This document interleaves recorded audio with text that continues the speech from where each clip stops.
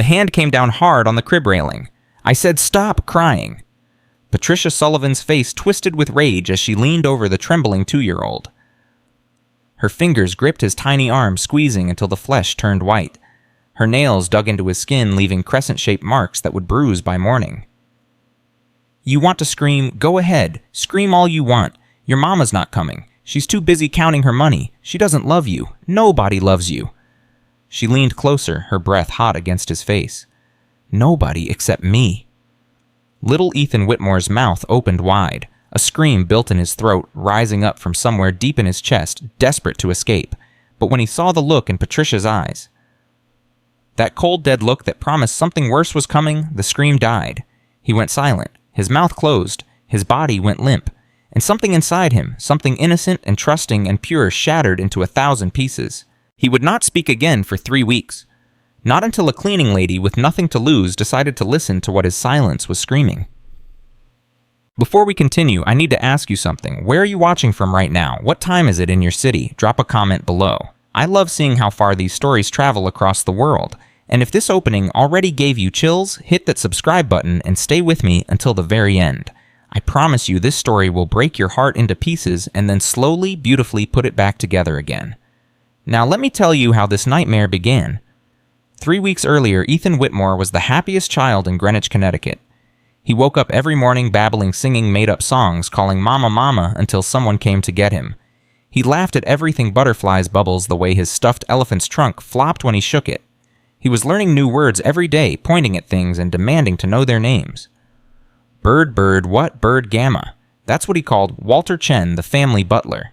Gamma because he couldn't say Grandpa, and Walter, 68 years old, with silver hair and kind eyes, had become the closest thing to a grandfather Ethan had ever known. "That's a robin, little one," Walter would say, lifting Ethan up to see better. "Can you say robin, wobbin, wobbin?" Walter would laugh, and Ethan would laugh, and for a moment the massive Whitmore mansion felt like a real home. But that was before Patricia Sullivan decided it was time to break him. She had been planning this for 3 years. 3 years of watching, waiting, manipulating, 3 years of being the perfect nanny, professional, efficient, invisible, while she slowly positioned herself at the center of the Whitmore family's life. Caroline Whitmore trusted her completely. Jonathan Whitmore barely noticed she existed, and that was exactly how Patricia wanted it. The less they paid attention, the easier this would be. It started small. A harsh word when no one was listening. A grip that was too tight. A meal that was too cold, served with a smile that didn't reach her eye. "Eat it anyway," she would whisper, "or I'll give you something to really cry about." Ethan didn't understand the words, but he understood the tone. He understood the way her fingers dug into his arm. He understood that this woman who was supposed to take care of him, was dangerous. Children know these things. They feel them in their bones, even when they're too young to name them. And Ethan felt it every time Patricia walked into his room. The morning, and everything changed. Caroline Whitmore was already on her 3rd cup of coffee. She sat in her home office laptop, open phone. Phone pressed to her ear, barely aware of the world around her. Numbers scrolled across her screen. Stock prices, quarterly projections, acquisition targets. The Singapore deal was falling apart. The board was asking questions. Her head was pounding. "I don't care what it takes," she snapped into the phone. "Get it done. I need those contracts signed by Friday." She hung up and rubbed her temples. The headaches had been getting worse lately. Every day it seemed like a new symptom, fatigue, confusion, moments where she couldn't remember what she'd been doing 5 minutes ago. Stress, she told herself. Just stress. A soft knock at the door. "Mrs. Whitmore." Patricia stood in the doorway holding a glass of water and a small orange pill bottle. "I thought you might need these. You look exhausted." Caroline took the bottle gratefully. "What are they?" "Herbal supplements. My doctor prescribed them when I was having trouble sleeping last year. They really helped with my energy levels." Patricia smiled warmly. "And you need your strength, especially with Mr. Whitmore traveling so much." "Jonathan," Caroline's jaw tightened. "He's been in London for 2 weeks. Says he'll be back next month, or maybe the month after. Who knows?" "That must be so difficult, managing everything alone." "I'm not alone. I have you." Caroline swallowed 2 pills with a sip of water. "I don't know what I'd do without you, Pat." "That's what I'm here for." Patricia watched Caroline swallow the pills, and something flickered behind her eyes. Satisfaction. Anticipation. The look of a predator watching its prey walk into a trap. "Oh, I almost forgot," Patricia added. I made an appointment with your estate lawyer for Thursday. Just some routine paperwork, guardian designations, emergency contacts. Nothing major. Fine, whatever. Caroline was already turning back to her laptop. Just put it on my calendar. Already done. Patricia walked out, closing the door softly behind her. In her pocket, her phone buzzed. A text from her lawyer. Documents ready, just need her signature on the guardianship clause. Patricia smiled. Perfect, she typed back. By this time next month, everything will be in place. Walter Chen had worked for wealthy families his entire adult life. He had learned early that rich people lived in a different world, a world where problems could be solved with money, where discomfort could be outsourced, where children were often raised by strangers while their parents chased bigger numbers on their bank statements. He had made peace with this. It wasn't his place to judge. His place was to serve, to anticipate needs, to make life smooth and seamless for people who had never learned to do anything for themselves. But lately, something was eating at him. Something about the way Ethan had changed. The boy used to light up when Walter entered the room, used to reach for him with chubby arms babbling gamma gamma until Walter picked him up, used to fall asleep on Walter's shoulder during their afternoon walks through the garden. Now Ethan barely looked at him. Now Ethan barely looked at anyone. He sat in his high chair that morning staring at a bowl of cold oatmeal, his small hands trembling in his lap. He didn't reach for his spoon. He didn't babble or point or demand attention. He just sat there, silent, still, like a doll. "Come on, little one," Walter coaxed gently. "Aren't you hungry?" Ethan's eyes flickered toward him. For a moment, just a moment, Walter saw something in those eyes that made his blood run cold. Fear. Pure, primal, desperate fear. Then Patricia walked into the kitchen and Ethan's whole body went rigid. His hands clenched into fists. His face went blank, empty, like someone had flipped a switch and turned off the lights inside him. "Good morning, Walter?" Patricia's voice was pleasant, professional. "I'll take over from here. Mrs. Whitmore needs you in her office." Walter hesitated. He hasn't eaten anything. He's not hungry. Children are like that sometimes. Patricia moved to stand behind Ethan's chair, her hands resting on his shoulders. Walter saw the boy flinch at her touch. "Isn't that right, Ethan?" Ethan didn't respond, didn't move, didn't make a sound. "Run along, Walter. Mrs. Whitmore is waiting." Walter wanted to say something, wanted to demand to know what was happening to this child, this beautiful boy who had once been so full of life. But Patricia's eyes met his, and in them, Walter saw a warning.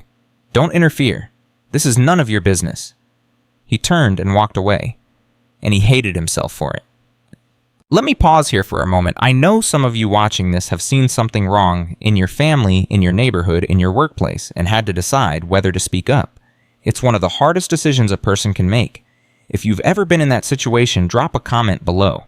Tell me what you did. Tell me if you regret it. Because this story is about what happens when someone finally decides that staying silent is no longer an option. Let's continue. Boktag. Rosa Mendez had been cleaning houses for 12 years. She knew the rhythm of wealthy homes. The early mornings, the invisible labor, the way rich people looked right through you like you were part of the furniture.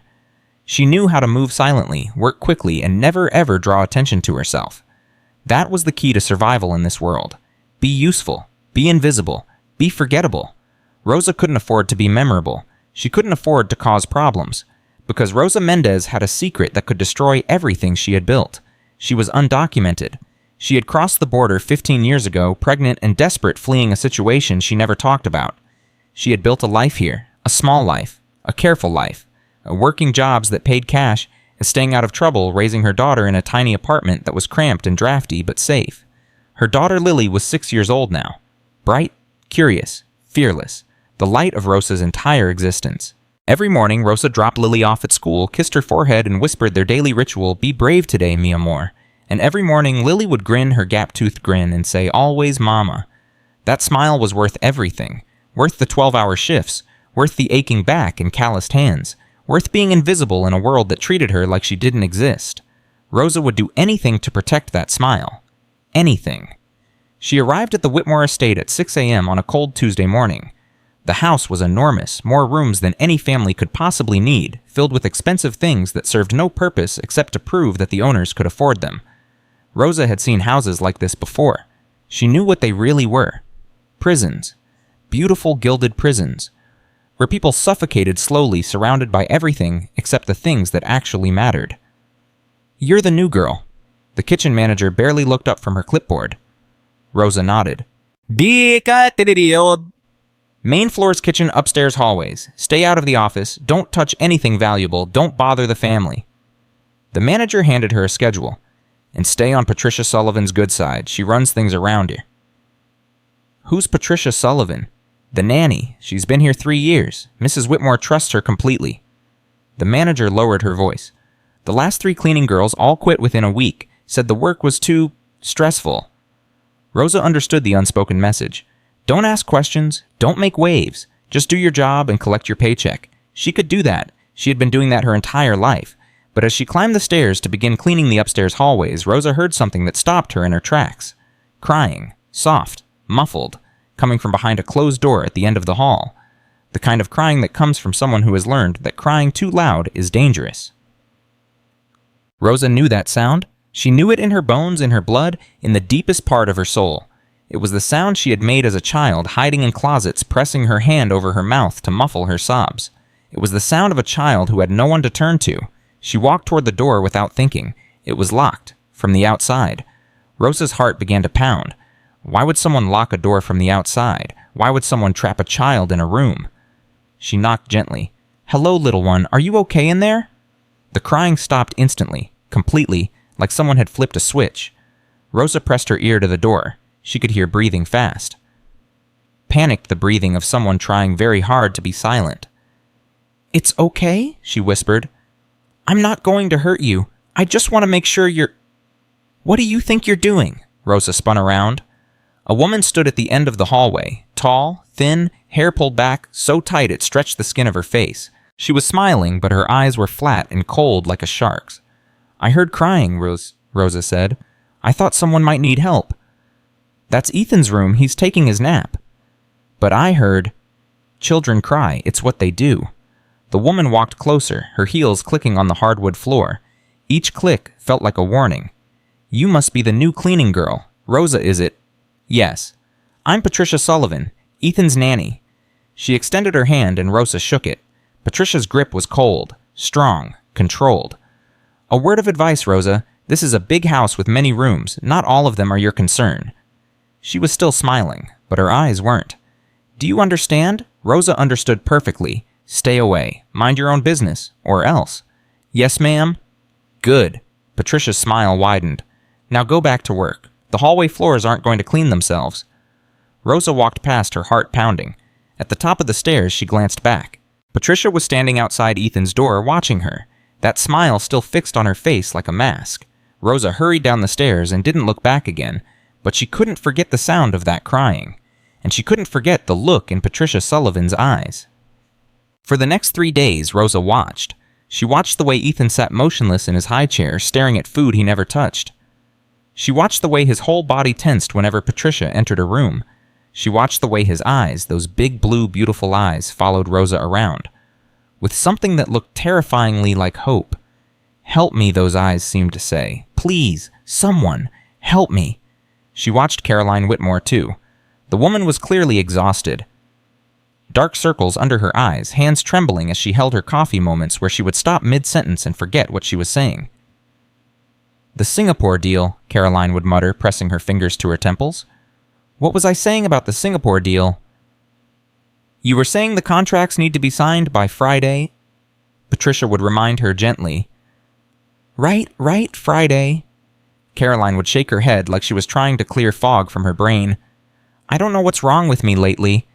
You're working too hard. You need to rest. I can't rest. There's too much to do. Then at least take your supplements. Patricia would hand her the orange pill bottle. You promised you'd take them every day. Caroline would swallow the pills without question, grateful for someone who seemed to care. And Patricia would watch her do it with that flat, satisfied smile. Rosa saw it all, and she began to understand. On her 4th day at the estate, Rosa found Walter Chen in the pantry. The old butler was alone, staring at a shelf full of canned goods like he could find answers in the labels. His hands were clasped behind his back, but Rosa could see them trembling. Mr. Chen? He turned. His eyes were tired, haunted. Just Walter is fine.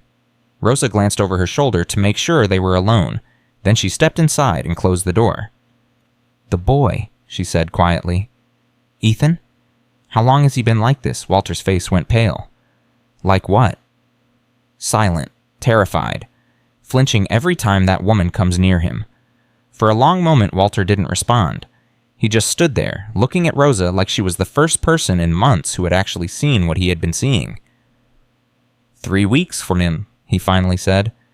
It started 3 weeks ago. One day he was normal, laughing, talking, calling me Gamma like he always did. The next day, his voice cracked. The next day it was like someone had turned off the lights inside him. What happened? I don't know exactly, but I have my suspicions.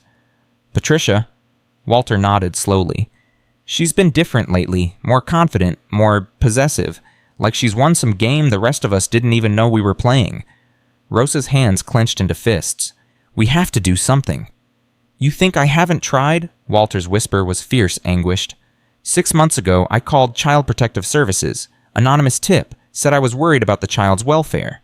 What happened? They sent a social worker. Patricia put on the performance of a lifetime. The house was spotless. Ethan was clean-fed, dressed in designer clothes. He didn't speak, but Patricia said he was going through a shy phase. She smiled and answered every question perfectly. And they believed her. Why wouldn't they? She's been with the family for 3 years. Excellent references. Spotless record. And I'm just the butler. Walter's voice was bitter. They closed the case, marked it unfounded, and that night, he stopped. What happened that night? Walter's face went gray. Patricia came to my room. She didn't threaten me, not directly. She just told me a story about another butler she'd known, a man who had tried to interfere in family business, who had made accusations he couldn't prove. What happened to him? She said he lost his job, his pension, his reputation. She said he ended up homeless, begging on the streets. Walter met Rosa's eyes. Then she smiled and said she hoped nothing like that would ever happen to me, that she would hate to see someone my age lose everything they'd worked for. Rosa felt sick. She's a monster. She's smart, careful. She never leaves evidence, never makes mistakes. Walter's hands were shaking harder now. And she's planning something. Something bigger than just controlling Ethan. Smee, what do you mean? Before Walter could answer, they heard footsteps in the hallway. Fast, purposeful, coming toward the pantry. Walter grabbed a can from the shelf, pretending to examine it. Rosa picked up a rag and started wiping down the counter. The door opened. Patricia stood there, her eyes moving from Walter to Rosa and back again. Am I interrupting something? Not at all, Walter said smoothly. Miss Mendez was just asking where we keep the silver polish. Patricia stared at them for a long moment. Rosa could feel those cold eyes on her skin like a physical weight. The silver polish is in the supply closet, Patricia said finally, where it's always been. Of course, my mistake. Patricia smiled that terrible smile. Mistakes can be costly in this house, Rosa. I hope you'll remember that. She turned and walked away, her heels clicking on the floor like a countdown to something terrible.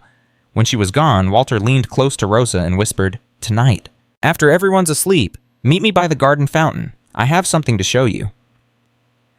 Now I have to ask you something. Are you still with me? Because what Rosa discovered that night changed everything. It revealed a plan so twisted, so evil, that even I had trouble believing it when I first heard this story. But I need you to stay with me. Hit that like button. Make sure you're subscribed, because the next part of this story is going to shock you. Let's continue. At midnight, the Whitmore estate was dark and silent.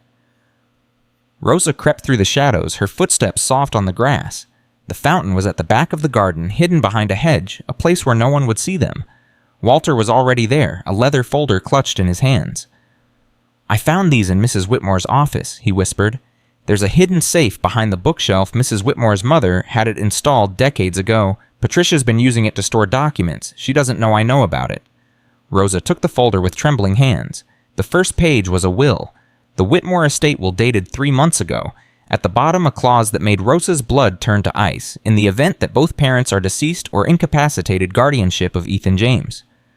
Whitmore shall be transferred to Patricia Ann Sullivan, who shall serve as trustee of all estate assets until the child reaches the age of majority.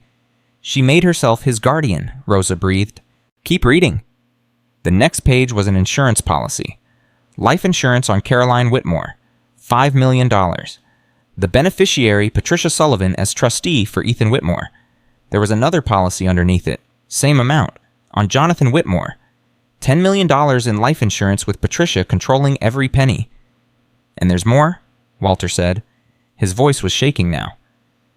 Medical records. Caroline's medical records from the past 6 months. Rosa flipped to the next page. Medical terminology she didn't understand, but some words jumped out at her. Recurring headaches, fatigue, cognitive confusion, memory lapses. Blood work shows elevated levels of... What does this mean? It means she's being poisoned. Walter's voice cracked. I had a friend look at these records, a retired nurse. She said the symptoms are consistent with slow arsenic poisoning. Rosa felt like the ground was tilting beneath her feet. The vitamins. Patricia gives her vitamins every day. That's how she's doing it. A little bit every day. Not enough to kill quickly, but enough to make her sick, confused, dependent. Walter grabbed Rosa's arm. Don't you see she's not just abusing Ethan? She's planning to murder his parents. And then she'll have everything, the money, the house, the child. Everything. Rosa looked down at the documents in her hands. The evidence of a plan so evil it took her breath away. And then she saw something else, a small black journal tucked into the back of the folder. She pulled it out and opened it. The handwriting was neat, precise, controlled. Day 1. Began Ethan's training today. He cried for 3 hours. I let him. He needs to learn that no one is coming to save him. Day 15. Progress. He flinches when I enter the room now. He's learning to fear me. This is necessary. Day 23. He stopped talking today. Finally, a silent child is a controllable child. His parents haven't noticed. They never notice anything. Day 47. Caroline signed the updated will. She doesn't even read what I put in front of her anymore. The supplements are working perfectly. Another few months and she'll be too confused to question anything. Day 52. Jonathan is never home. This makes everything easier. When the time comes, his accident will be simple to arrange. A business trip gone wrong, a car crash in a foreign country. No one will ask questions. Rosa's hands were shaking so badly she could barely hold the journal.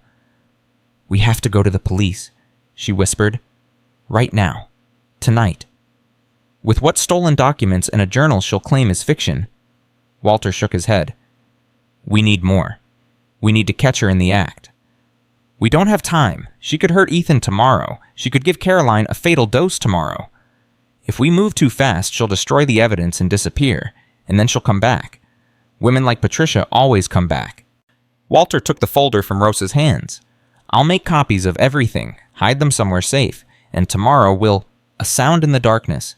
They both froze. Footsteps, coming from the house, moving toward the garden. Go, Walter hissed. Out the back gate. Now!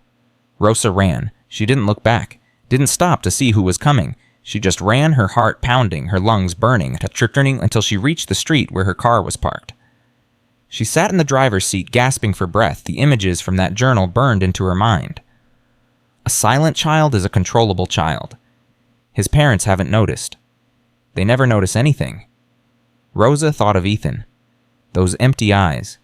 That rigid little body. The way he had stopped speaking, stopped crying, stopped being a child at all. And she thought of Lily. Her beautiful, brave, fearless Lily. What would she do if someone tried to hurt her daughter? What lengths would she go to? The answer was simple. Any length. Every length. Whatever it took. Rosa started the car and drove home, her decision already made.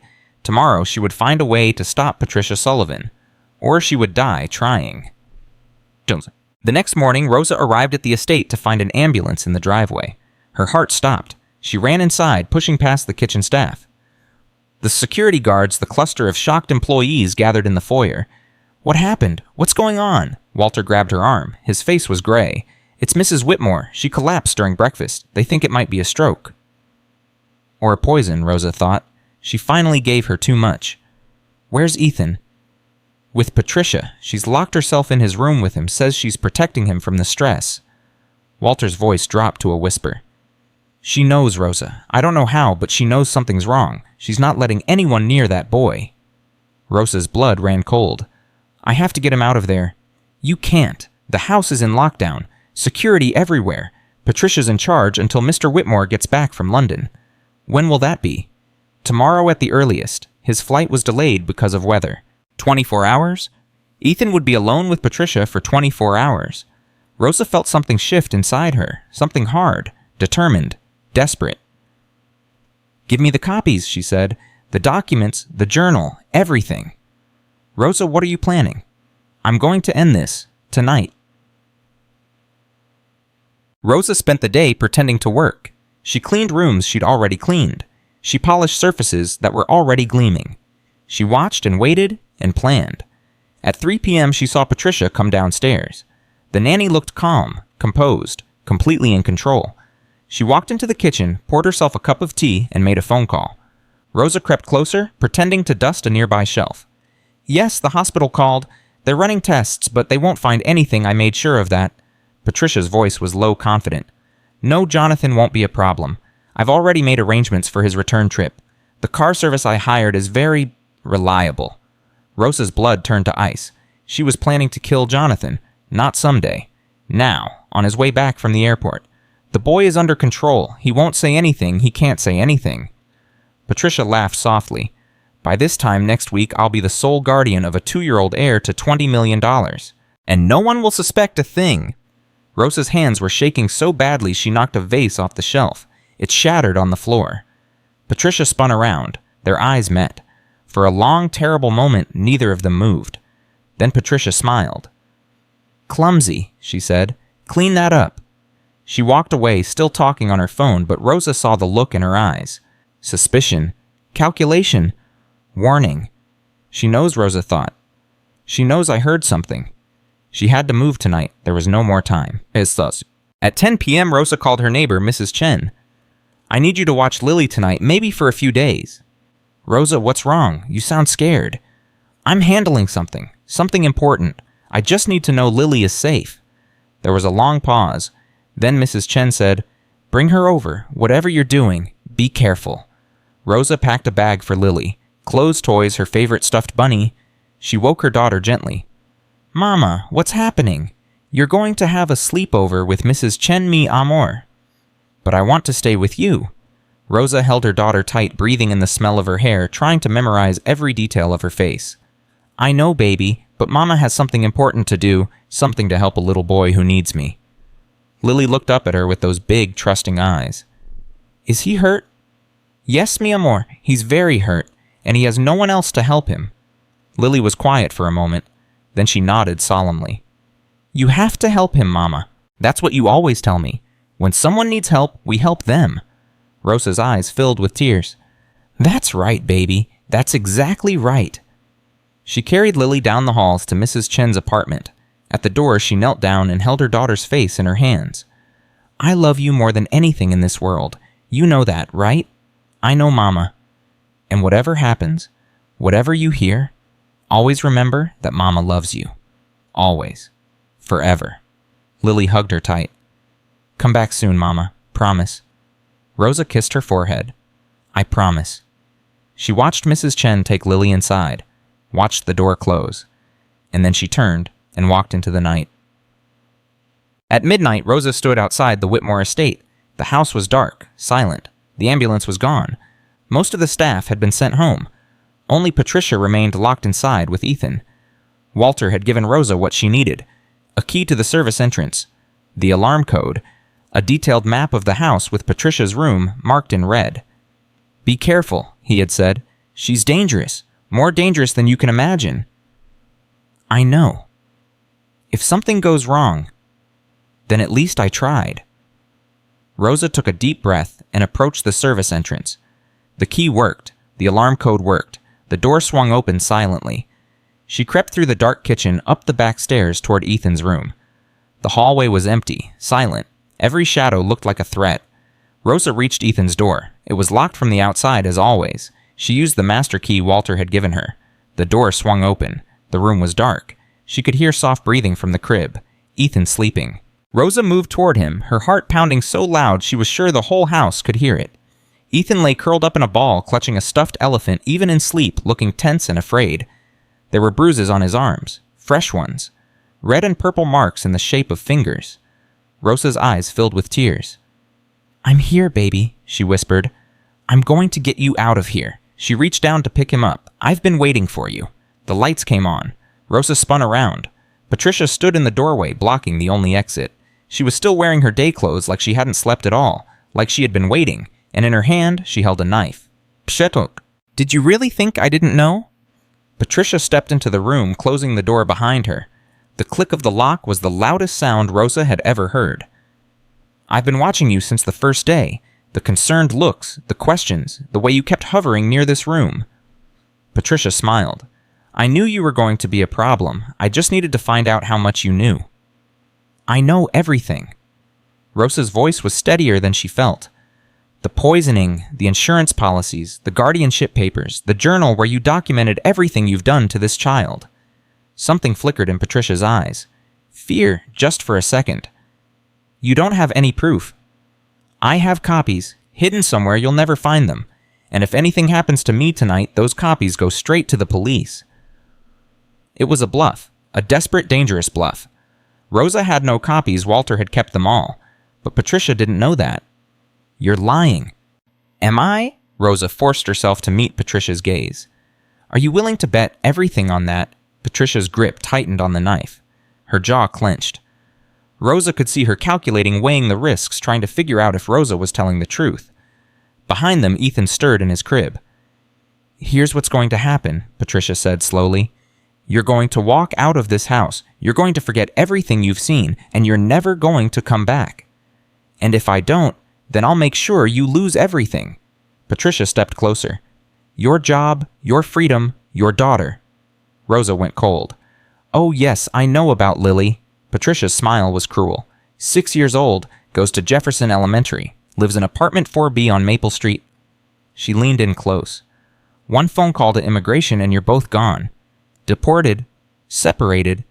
She'll end up in foster care, bouncing from home to home, wondering why her mama abandoned her. Shit gets. Rosa's heart was pounding so hard she could barely breathe. Is that what you want? Patricia whispered. Is this stranger's child worth losing your own daughter? Rosa looked at Ethan, those big blue eyes now open staring at her from the crib. Still silent, still afraid, but watching her with something that looked like hope. Help me, those eyes said. Please, don't leave me. She thought of Lily, her beautiful, brave girl who always said, when someone needs help, we help them, Mama. She thought of herself as a child, hiding, crying, praying for someone to come and save her. No one ever did. Rosa looked back at Patricia. Yes, she said, he's worth it. Then she lunged. Rosa didn't go for the knife, she went for Patricia's face. Her fingers raked across Patricia's eyes, and the other woman screamed, stumbling backward. The knife slashed wildly, catching Rosa's arm, but Rosa barely felt it. She grabbed the lamp from the bedside table and swung it with all her strength. It connected with Patricia's shoulder. The woman went down hard, the knife clattering across the floor. Rosa kicked it under the crib and put herself between Patricia and Ethan. It's over, she said, breathing hard. It's over. Patricia laughed, a wild, unhinged sound. It's not over. She pulled herself to her feet, blood running from a cut on her forehead. It's not over until I say it's over. She reached into her pocket and pulled out a lighter. Rosa's blood went cold. You know what they'll find when they investigate the fire. Patricia flicked the lighter and a flame appeared. A tragic accident. The nanny tried to save the child, but the cleaning lady, the crazy illegal immigrant who was obsessed with the family, she started the fire. She killed them both. You're insane. I'm a survivor. Patricia grabbed the curtain and held the flame to it. The fabric caught immediately, hungry and orange and spreading fast. I've spent 20 years being invisible, being nothing, being treated like furniture by people who had everything I deserved. Her eyes glittered with madness. Well, I'm not invisible anymore, and I'm not going to let some cleaning lady ruin everything I've built. The fire was spreading, up the curtain, across the ceiling. The room was filling with smoke. Rosa had seconds to make a choice. Stop Patricia or save Ethan. She chose Ethan. She scooped the boy from the crib, wrapped him in his blanket, and ran for the door. Behind her, she heard Patricia scream, You can't save him! You can't save anyone! Then she heard glass breaking. Patricia was going out the window. Rosa didn't stop, didn't look back. She ran, down the hallway, down the stairs, through the foyer, out the front door into the cold night air. Behind her, the Whitmore mansion was burning. The fire trucks arrived in 7 minutes. Rosa sat on the grass, Ethan clutched in her arms, watching the flames consume the house.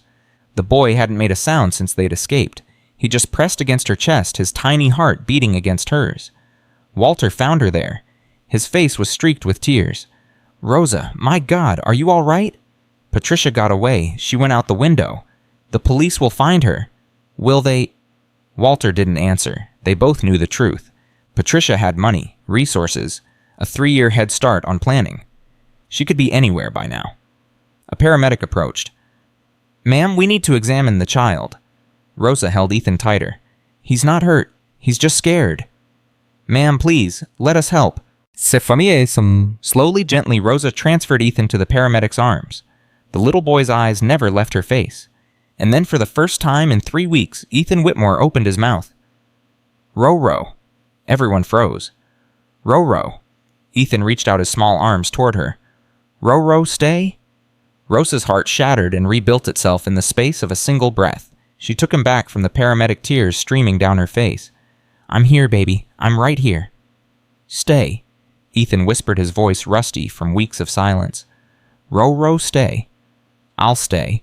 Rosa held him close, rocking him gently. "As long as you need me, I promise. I'll stay." Walter put his hand on her shoulder. His voice was thick with emotion. "You did it, Rosa. You saved him." Rosa looked at the burning house. Thought of Patricia out there somewhere in the darkness. Thought of Caroline in the hospital. Jonathan on a plane somewhere over the Atlantic. Lily sleeping safely at Mrs. Chen's apartment. And she thought of the little boy in her arms who had finally found his voice again. "No," she said softly. "I just gave him a reason to save himself." The sun began to rise over the ruins of the Whitmore estate, painting the sky in shades of orange and gold. A new day was beginning, and for Ethan Whitmore it was the first day of the rest of his life. But somewhere in the darkness, Patricia Sullivan was running, and she was already planning her revenge. The ambulance doors slammed shut, and Rosa watched it disappear into the gray morning light, carrying Ethan to Greenwich Hospital. She had wanted to go with him, had begged to stay by his side, but the paramedics said only family members were allowed. Family. She had known this boy for less than 2 weeks, but in that moment, watching the ambulance drive away, Rosa felt like she was losing a part of herself. Walter appeared beside her, a blanket wrapped around his shoulders. His face was streaked with soot and tears. "The police want to talk to you." Rosa nodded slowly. She knew this was coming, knew that the questions would start, and that some of those questions would lead to answers she couldn't give. "Rosa," Walter grabbed her arm, "be careful what you say. Patricia is still out there, and she's not the type to go quietly." "I know. I mean it. She has connections, money, resources we don't even know about." His grip tightened. "And she knows about Lily." Rosa's blood went cold. In all the chaos, she had almost forgotten. Patricia knew where her daughter lived, knew what school she attended, knew exactly how to destroy Rosa's entire world. "I need to call Mrs. Chen," Rosa said, pulling out her phone. "I need to make sure Lily is safe." The phone rang once, twice, 3 times. No answer. Rosa's heart began to pound. 4 rings? 5? "Hello?" Mrs. Chen's voice groggy with sleep but alive. "Safe." "Mrs. Chen, it's Rosa. Is Lily okay?" "She's fine, dear. Still sleeping." "What's wrong? You sound—" "Listen to me carefully. Don't let anyone into the apartment. Don't answer the door for anyone you don't know. And don't take Lily to school today. Keep her inside." "Rosa, you're scaring me." "I know. I'm sorry. Just please do what I'm asking. I'll explain everything later." She hung up and turned to find a police officer standing behind her. "Ms. Mendez, I'm Detective Sarah Morrison. I need to ask you some questions about what happened tonight." Rosa looked at Walter. He gave her a small nod. "Of course, Detective. I'll tell you everything I know." The next 2 hours were the longest of Rosa's life. She sat in the back of a police cruiser, answering question after question, while firefighters worked to contain the blaze that was consuming the Whitmore mansion. She told Detective Morrison about Patricia, about the abuse, about the journal, about the poisoning. "And you have proof of all this?" the detective asked. "Walter Chen has copies of the documents, financial records, medical files, Patricia's journal." "Where are these copies now?" Rosa hesitated. She didn't actually know. Walter had said he would hide them somewhere safe, but he hadn't told her where. "You'll have to ask Walter." Detective Morrison made a note. "And this Patricia Sullivan, you say she escaped through a window." "Yes, she started the fire and ran. She's probably miles away by now." "We've issued an alert. Every officer in the state is looking for her." The detective leaned forward.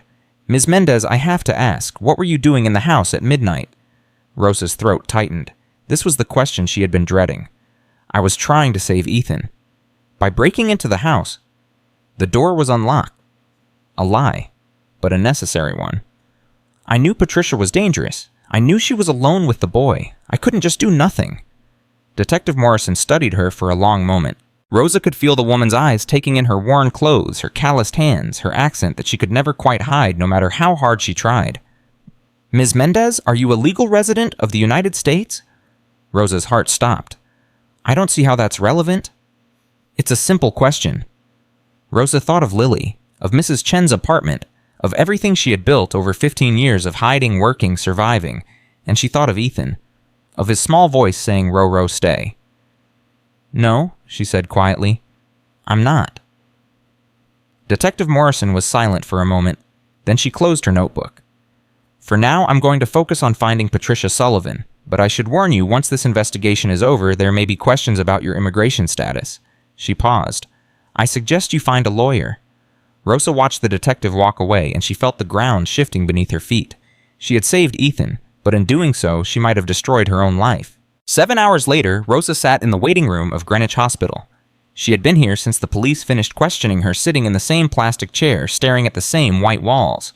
Walter had gone home to rest, but Rosa couldn't leave. Not until she knew Ethan was okay. The doctors had examined him. They had found the bruises, the signs of malnutrition, the evidence of prolonged emotional abuse. They had taken photographs, made notes, started building a case against Patricia Sullivan. But Patricia Sullivan was gone. The police had searched her apartment. Empty. They had checked her bank accounts. All the money had been withdrawn 2 days ago. They had tracked her car to a parking lot near the Connecticut border, abandoned and wiped clean. She had planned for this, had known that eventually someone would discover what she was doing, and she had made sure she could disappear when that day came. Rosa's phone buzzed, a text from an unknown number. She opened it and her blood turned to ice. You made a mistake tonight. I don't forget. I don't forgive. And I always finish what I start. Below the text was a photograph. Lily, walking into Mrs. Chen's apartment building. The photo was time-stamped 3 hours ago. Rosa was on her feet before she even realized she was moving. She ran through the hospital corridors, out the front entrance, across the parking lot to her car. Her hands were shaking so badly she could barely get the key in the ignition.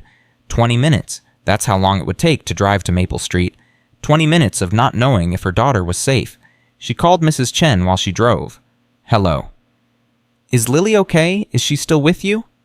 She's fine, Rosa. She's watching cartoons in the living room. Rosa nearly sobbed with relief. Don't let her out of your sight. Don't answer the door. Don't. Rosa, what is going on? Someone is watching the building. Someone dangerous. I'm on my way. She hung up and pressed harder on the accelerator. 15 minutes later, she pulled up outside the apartment building. Everything looked normal. The same cracked sidewalk, the same rusty fire escape, the same group of teenagers smoking on the corner. But Rosa knew that normal meant nothing now. She ran inside up the stairs, down the hallway to Mrs. Chen's apartment.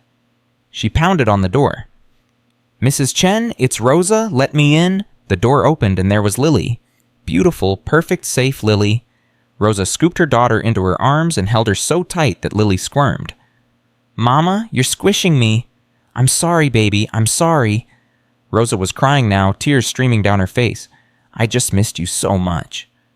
You were only gone 1 night. Lily pulled back and looked at her mother's face. Mama, why are you crying? Did something bad happen? Rosa wiped her eyes. How do you explain to a 6-year-old that there's a monster out there who wants to hurt her? How do you tell her that the world isn't safe anymore? You don't. You lie. You protect. Nothing bad happened, mi amor. Mama just had a really long night. She forced a smile. How about we go home and I make you pancakes? With chocolate chips. With extra chocolate chips. Lily grinned, and for just a moment everything felt okay. But as Rosa gathered their things and thanked Mrs. Chen, her phone buzzed again. Another text from the unknown number. She's beautiful. It would be such a shame if something happened to her. Rosa didn't respond. She just deleted the text, took her daughter's hand, and walked out into a world that had become a hunting ground. Jonathan Whitmore arrived at Greenwich Hospital at 4 o'clock that afternoon. Rosa had returned to the waiting room after settling Lily with Mrs. Chen again, along with strict instructions and a baseball bat that Rosa had bought at a sporting goods store on the way. Anyone comes through that door who isn't me, Rosa had said. You swing first and ask questions later. Mrs. Chen had nodded grimly. She was 72 years old, but she had survived the Cultural Revolution in China. She knew what it meant to protect the people you loved. Now, Rosa sat in the hospital waiting room watching Jonathan Whitmore storm through the entrance like a hurricane in a designer suit.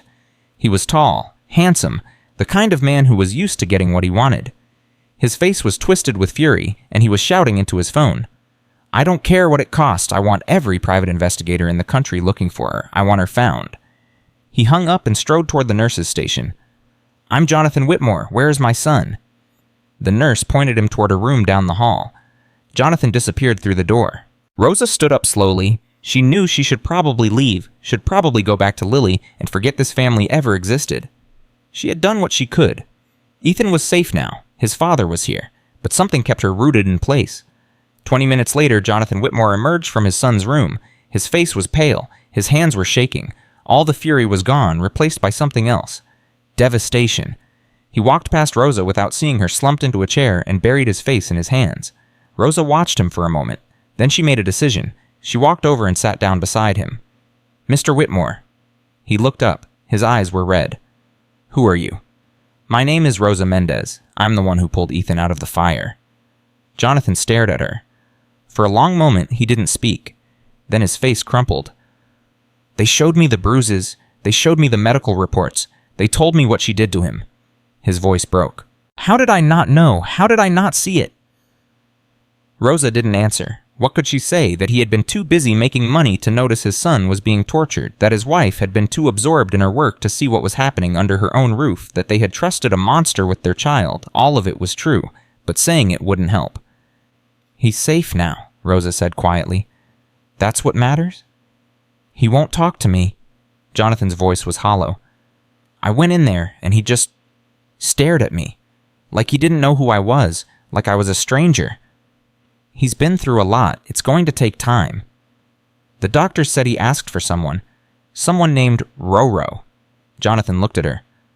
"That's you, isn't it?" Rosa nodded. "He won't let the nurses touch him. He screams if anyone comes near him, but when they mentioned your name, he calmed down." Jonathan's eyes were searching her face. "What did you do? How did you get him to trust you?" "I saw him," Rosa said simply. "When everyone else looked right through him, I saw him. That's all." Jonathan was quiet for a long time. Then he stood up. "Will you come with me? Will you see him?" Rosa thought of Lily, of the texts on her phone, of the danger she was already in, and she thought of Ethan, those big blue eyes, that small voice saying, "Roro, stay." "Yes," she said. "I'll see him." Ethan was sitting up in his hospital bed when they walked in. He looked so small against the white sheets, so fragile like a broken bird that had fallen from its nest. There were bandages on his arms where the doctors had treated his bruises. An IV dripped fluid into his tiny veins, but when he saw Rosa, his whole face changed. "Roro." He held out his arms, and Rosa went to him without hesitation. She gathered him close, feeling his small body relax against hers, hearing his breathing slow and steady. "I'm here, baby. I'm right here. Don't go." His voice was muffled against her shoulder. "Don't go away." "I won't. I promise." Jonathan watched them from the doorway. Rosa could see the pain in his face, the realization that his son trusted a stranger more than his own father. "Mr. Whitmore," Rosa said quietly, still holding Ethan. "Come closer. Let him see you." Jonathan hesitated. Then he walked slowly toward the bed. Ethan tensed in Rosa's arms. "It's okay, baby. This is your daddy. He loves you very much." Ethan peeked out from Rosa's shoulder. His eyes found Jonathan's face. "Daddy?" The word was uncertain, questioning, like he wasn't sure if it was safe to say. Jonathan's eyes filled with tears. "Yes, buddy, it's Daddy. I'm here." He reached out slowly, carefully, and touched Ethan's hair. "I'm so sorry, Ethan. I'm so sorry I wasn't here to protect you." Ethan looked at Rosa, then back at his father. Slowly, carefully, he reached out one small hand. Jonathan took it, and something broke open in his face. He sank to his knees beside the bed, holding his son's hand, sobbing like a child himself. "I'm sorry. God, I'm so sorry." Rosa held Ethan close and watched Jonathan Whitmore finally see his son, and she thought maybe, just maybe, this family could still be saved. But outside the hospital, the shadows were gathering. 3 days later, everything changed again. Rosa had barely slept since the fire. She spent her days at the hospital with Ethan and her nights watching the door of their apartment, jumping at every sound, checking her phone obsessively for more threatening messages. There had been 2 more, both with photographs. One showed Lily's school, The other showed Rosa's car parked outside the hospital. "I'm always watching," the message said. "You can't protect them both." Rosa hadn't told anyone about the texts, not Walter, not the police, not Jonathan, because she knew what would happen if she did. The police would investigate, and that investigation would lead to questions about her immigration status. Questions that would lead to deportation. Questions that would take her away from Lily forever. So she stayed silent, and she watched, and she waited. On the third day, Jonathan called her into his wife's hospital room. Caroline Whitmore was awake. She was pale weak, hooked up to machines that beeped and hummed, but her eyes were clear. The doctors had flushed the poison from her system. She would recover. "Rosa," Caroline's voice was thin, fragile. "Jonathan told me what you did." Rosa stood awkwardly at the foot of the bed. She didn't know what to say. "You saved my son's life. You risked everything for a child who wasn't yours." Caroline's eyes filled with tears.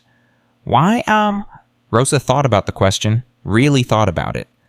"Because I know what it's like to be invisible," she said finally. "To be hurt, to have no one to turn to. I was that child once, and I swore that if I ever saw another child suffering, I wouldn't look away." She paused. "I couldn't look away." Caroline was silent for a long moment. Then she reached out her hand. "Thank you," she whispered. "Thank you for seeing my son when I couldn't." Rosa took her hand and held it gently. "He needs you now, Mrs. Whitmore. He needs both of you. He needs to know that his parents love him." "I do love him. I've always loved him." "Then show him. Be there for him. Put him first." Rosa squeezed her hand. "That's all any child really wants, to be first in someone's heart." Caroline nodded, tears streaming down her face. Jonathan stepped forward. "Rosa, there's something we want to ask you." Rosa waited. "Ethan won't let anyone near him except you. The doctors, the nurses, even Caroline and me, he tolerates us. But you're the only one he actually trusts." Jonathan took a deep breath. "We want to hire you, as his nanny, as his caretaker, whatever you want to call it." Rosa's heart stopped. "Mr. Whitmore, we'll pay you whatever you need. We'll give you a room in our new house. We'll take care of everything." Jonathan's eyes were desperate. "Please, Rosa, our son needs you, and after everything that's happened, we need you too." Rosa thought of Lily, of the apartment on Maple Street, of the life she had built from nothing, and she thought of Ethan, of his small hand reaching for her, of his voice saying, "Row, row, stay." "There's something you should know first," she said quietly, "something that might change your mind." "What is it?" Rosa took a deep breath. "I'm undocumented. I've been living in this country illegally for 15 years. The police already know, and when this investigation is over, they're going to come for me." The silence in the room was deafening. Jonathan and Caroline exchanged looks. Rosa could see them processing the information, weighing the risks, calculating the complications. She waited for them to withdraw the offer, waited for them to thank her politely and ask her to leave. Instead, Jonathan said, "We have lawyers, the best lawyers in the country. We can fight this." Rosa blinked. "What? You saved our son, Rosa. You risked your life for him. Do you think we're going to let them take you away?" Jonathan's jaw was set, determined. "We'll sponsor your visa. We'll file for asylum if we have to. We'll do whatever it takes. You would do that for me. You did more than that for us." Rosa looked at Caroline, who nodded. "Please, Rosa, let us help you the way you helped us." For the first time in 3 days, Rosa felt something besides fear. She felt hope. "Okay," she said quietly. "I'll stay." Jonathan smiled, the first real smile she had seen on his face. "Welcome to the family, Rosa." But even as she smiled back, Rosa's phone buzzed in her pocket. She didn't need to look to know what it said. Patricia was still out there. Still watching. Still planning. And this wasn't over. Not by a long shot. That night, Rosa moved Lily into the hospital. It wasn't safe at the apartment anymore. It wasn't safe anywhere that Patricia knew about. But the hospital had security guards, locked doors, cameras everywhere. It was the best protection Rosa could offer. She set Lily up in a small waiting room near Ethan's room with blankets and pillows and a tablet loaded with her favorite shows. "Mama, why can't we go home?" Rosa knelt down and took her daughter's hands. "Remember the little boy I told you about, the one who needed help?" Lily nodded. "Well, there's a bad person out there who hurt him, and that bad person is angry at Mama for helping him. So we need to stay here for a little while where it's safe." Lily's eyes went wide. "Is the bad person going to hurt us?" No, baby, Mama's not going to let that happen. But I need you to be brave. Can you do that for me? Lily nodded solemnly. I can be brave. That's my girl. Rosa kissed her forehead and stood up. Mama? Yes, mi amor. Can I meet him, the little boy you saved? Rosa hesitated, then she smiled. I think he would like that. She took Lily's hand and led her down the hall to Ethan's room. The little boy was awake, sitting up in bed, holding the stuffed elephant that Walter had brought him from the mansion, the only thing that had survived the fire. Ethan, Rosa said softly, I want you to meet someone very special. This is my daughter, Lily. Lily stepped forward, her eyes curious. Hi, she said. I'm Lily. I'm 6. How old are you? Ethan stared at her. He didn't speak. Lily wasn't deterred. Mama says you're sad because someone hurt you. I was sad once when I fell off the swings and broke my arm. It hurt really bad, but Mama kissed it and made it better. She tilted her head. Do you want me to kiss your hurts better? Rosa held her breath. Ethan looked at Lily for a long moment. Then slowly he held out his arm, the one with the bandages. Lily leaned forward and kissed it gently. There, she said. All better. And then something miraculous happened. Ethan smiled. It was small, tentative. Barely more than a twitch of his lips, but it was there. Thank you, he whispered. Lily grinned. Do you want to watch cartoons with me? Mama let me bring my tablet. Ethan looked at Rosa, uncertain. It's okay, baby. You can go with Lily. Slowly, carefully, Ethan climbed out of bed. He took Lily's hand, his small fingers wrapping around hers, and let her lead him out of the room.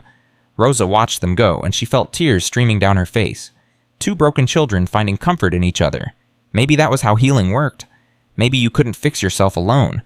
Maybe you needed someone to hold your hand and tell you everything was going to be okay. Rosa wiped her eyes and pulled out her phone. No new messages, no new threats. But she knew Patricia was out there somewhere, watching, waiting, planning her next move.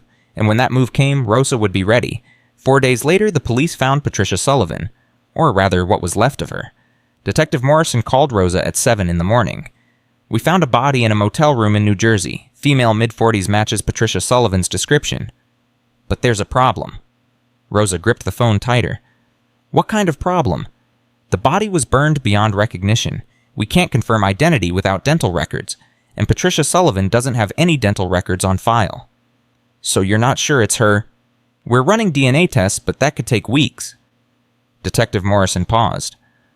Ms. Mendez, I have to ask, do you have any reason to believe Patricia Sullivan might fake her own death? Rosa thought about the texts, the photographs, the careful, methodical way Patricia had planned everything. Yes, she said slowly. I think that's exactly what she would do. There was silence on the line. I was afraid you'd say that. We're going to keep the investigation open, but without more evidence, there's not much we can do. The detective's voice softened. Be careful, Ms. Mendez. If she's still alive, she's not going to stop until she gets what she wants. Rosa hung up and stared at her phone. Patricia Sullivan was dead. Or she wasn't. Either way, Rosa couldn't shake the feeling that this was just the beginning. She looked across the room at Lily and Ethan curled up together on a makeshift bed, watching cartoons and sharing a bag of goldfish crackers. 2 innocent children who had no idea that a monster was hunting them. Rosa made a silent promise. Whatever it took, whatever she had to sacrifice, whatever she had to do, she would protect them both, even if it killed her. That afternoon, Jonathan Whitmore called a family meeting in Caroline's hospital room. Rosa stood by the door, uncertain if she belonged, but Jonathan waved her in. You're part of this now, Rosa. You should hear this too. Caroline was sitting up in bed, looking stronger than she had in days. Walter stood in the corner, his face grave. Even Ethan was there, sitting on Rosa's lap, refusing to be separated from her. I've made some decisions, Jonathan said. His voice was heavy, tired. First, we're not rebuilding the mansion. I'm selling the property as soon as the insurance is settled. Caroline looked surprised. But that house has been in your family for... I don't care. I'm not raising my son in a place where he was tortured. Jonathan's jaw tightened. We'll find somewhere else, somewhere smaller, somewhere we can actually be a family. He looked at Rosa. Second, I've spoken with my lawyers. They're filing papers to sponsor Rosa's visa immediately. The process could take months, maybe years, but they're confident we can make it happen. Rosa felt tears prick her eyes. Mr. Whitmore, I don't know how to thank you. You saved my son, that's thanks enough. He paused. But there's one more thing, something I should have done a long time ago. He turned to his wife. Caroline, I've been a terrible husband and a worse father. I've spent so much time chasing money, chasing deals, chasing success that I forgot what actually matters." His voice broke. "I almost lost everything. I almost lost Ethan." Caroline reached for his hand. "We both made mistakes, Jonathan. We both let our work become more important than our family." Tears streamed down her face. "But we can change. We can be better." "That's what I want. That's what I need." Jonathan looked at Ethan, who was watching him with cautious eyes. "I want to be the father he deserves. I want to be here. I want to put him first." He knelt down in front of Rosa's chair, bringing himself eye level with his son. "Ethan, I know I haven't been around much. I know I haven't been a good daddy, but I want to change. I want to be there for you every day, for the rest of your life." Ethan looked at him for a long moment. Then he looked at Rosa as if asking permission. Rosa nodded. Slowly, carefully, Ethan reached out and touched his father's face. "Daddy, stay." Jonathan's eyes filled with tears. "Yes, buddy, Daddy's going to stay, forever and ever." Ethan smiled. And for the first time since this nightmare began, Rosa felt like maybe, just maybe, everything was going to be okay. But 3 hours later, her phone buzzed. A new text from an unknown number. "Nice speech. Too bad it won't matter. Daddy can't protect him. Mommy can't protect him. And neither can you." Below the text was a photograph. The hospital parking lot, taken from somewhere above, showing Rosa's car, Jonathan's car, and a clear view of the entrance. Rosa looked out the window, scanning the buildings across the street. Somewhere out there, Patricia Sullivan was watching, and she was getting closer. Rosa didn't sleep that night. She sat in a chair by the window of Ethan's hospital room, watching the parking lot below, searching for any sign of movement in the shadows. Lily and Ethan slept together on the hospital bed, their small bodies curled around each other like puppies seeking warmth. Every few minutes, Rosa checked her phone. No new messages, no new photographs, but somehow the silence was worse than the threats. Patricia was out there, watching, waiting, planning, and Rosa had no idea when she would strike. At 3:47 a.m., her phone buzzed. Rosa's heart stopped. She looked at the screen expecting another threat, another photograph, another reminder that she was being hunted. But it wasn't from an unknown number, it was from Walter. "Can't sleep either. Meet me in the cafeteria. We need to talk." Rosa looked at the children, still sleeping, still safe. She slipped out of the room and made her way down to the hospital cafeteria. The fluorescent lights hummed overhead, casting everything in a sickly yellow glow. The room was empty except for Walter, who sat alone at a corner table, a cup of untouched coffee in front of him. "You look terrible," Rosa said, sitting down across from him. "So do you." Walter pushed a second cup of coffee toward her. "I've been thinking about Patricia, about how she's always one step ahead of us. She's been planning this for years. She knows everything about this family." "That's just it." Walter leaned forward, his voice dropping to a whisper. "She knows everything about the Whitmores, but she doesn't know everything about us." Rosa frowned. "What do you mean?" "I've worked in this house for 30 years. I know people who owe me favors, people who can find things that the police can't." Walter's eyes were sharp despite the exhaustion. "I made some calls tonight, asked some questions. And Patricia Sullivan isn't her real name." Rosa felt the air leave her lungs. "What? Her real name is Patricia Marsh. She was a nurse in Philadelphia 15 years ago. She was fired after 3 patients in her care died under suspicious circumstances. The hospital couldn't prove anything, so they just let her go quietly. She killed people before. It gets worse.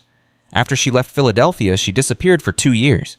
Then she showed up in Boston with a new name, new credentials, new references. She got a job as a nanny for a wealthy family called the Hendersons." Rosa's blood ran cold. "What happened to them?" Walter's face was grim. "The father died in a car accident. The mother had a mental breakdown and was institutionalized. And the child..."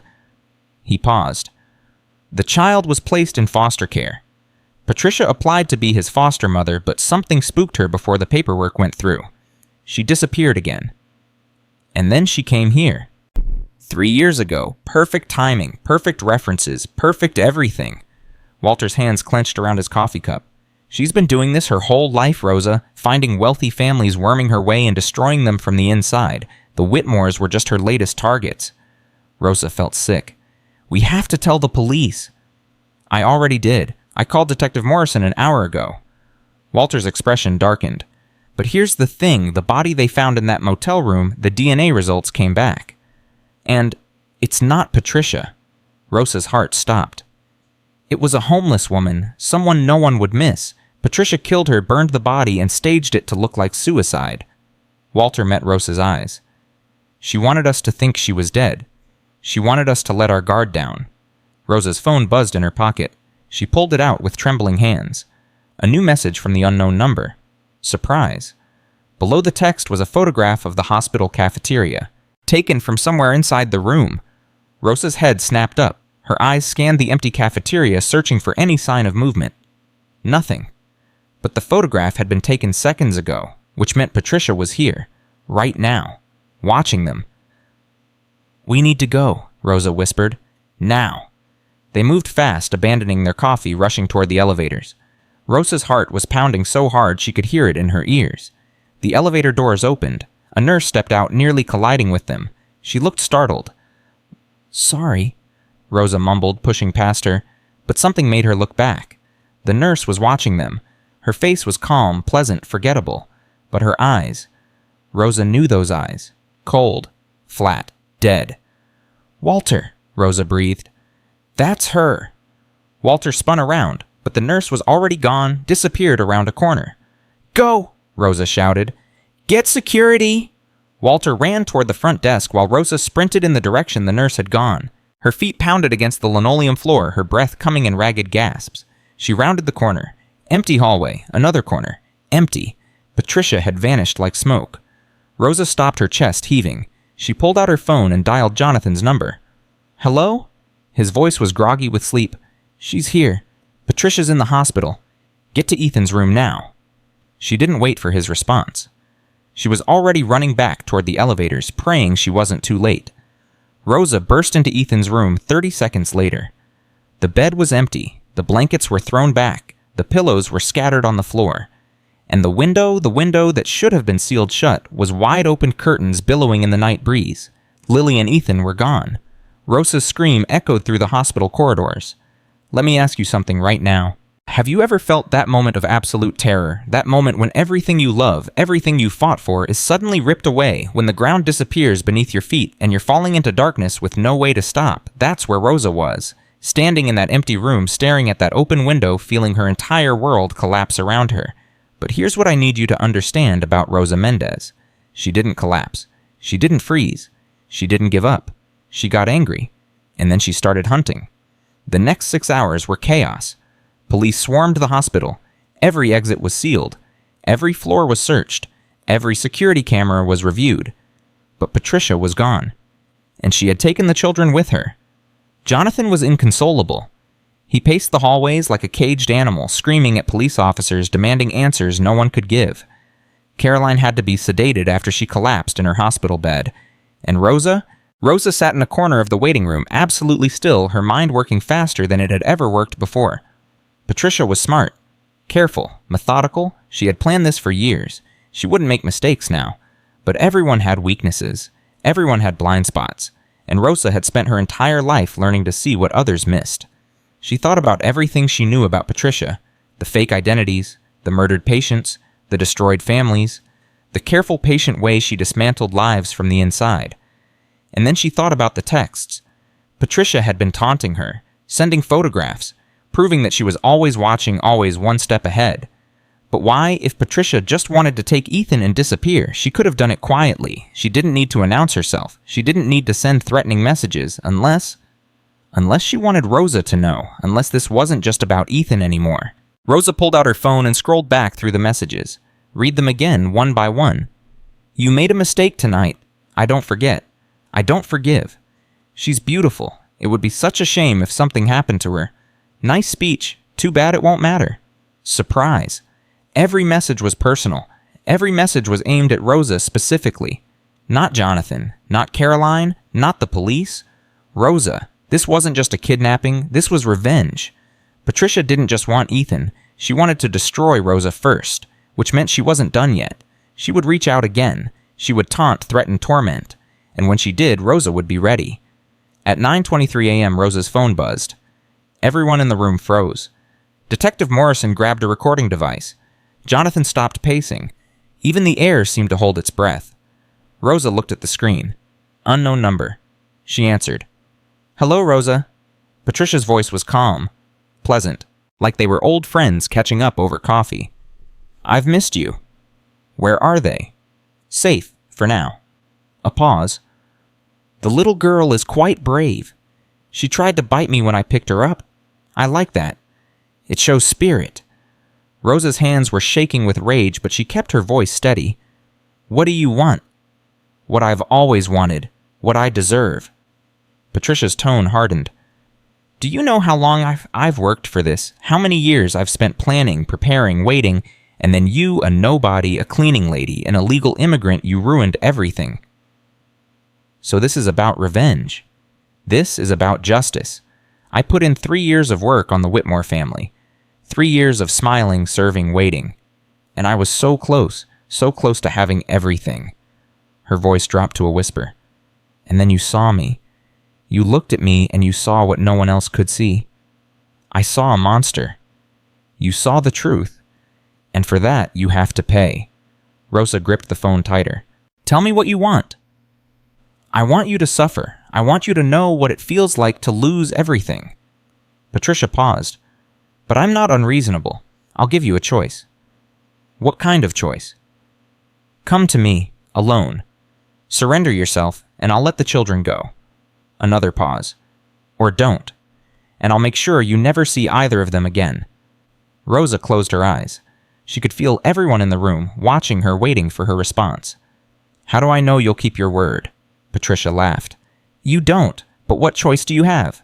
She gave Rosa an address, an abandoned warehouse on the outskirts of Greenwich, and a deadline. "You have 2 hours. Come alone. No police. No tricks." Her voice turned cold. "And Rosa, if I see anyone else, if I even suspect that you've told someone, I'll kill them both, starting with your daughter." The line went dead. Rosa lowered the phone. Her hands were steady now. Her mind was clear. "You're not going," Jonathan said immediately. "It's a trap." "Of course it's a trap." "Then let the police handle it. Let them." "She'll see them coming. She has eyes everywhere." Rosa looked at Detective Morrison. "You heard her. If she suspects anything, she'll kill them." "We can set up a perimeter," the detective said.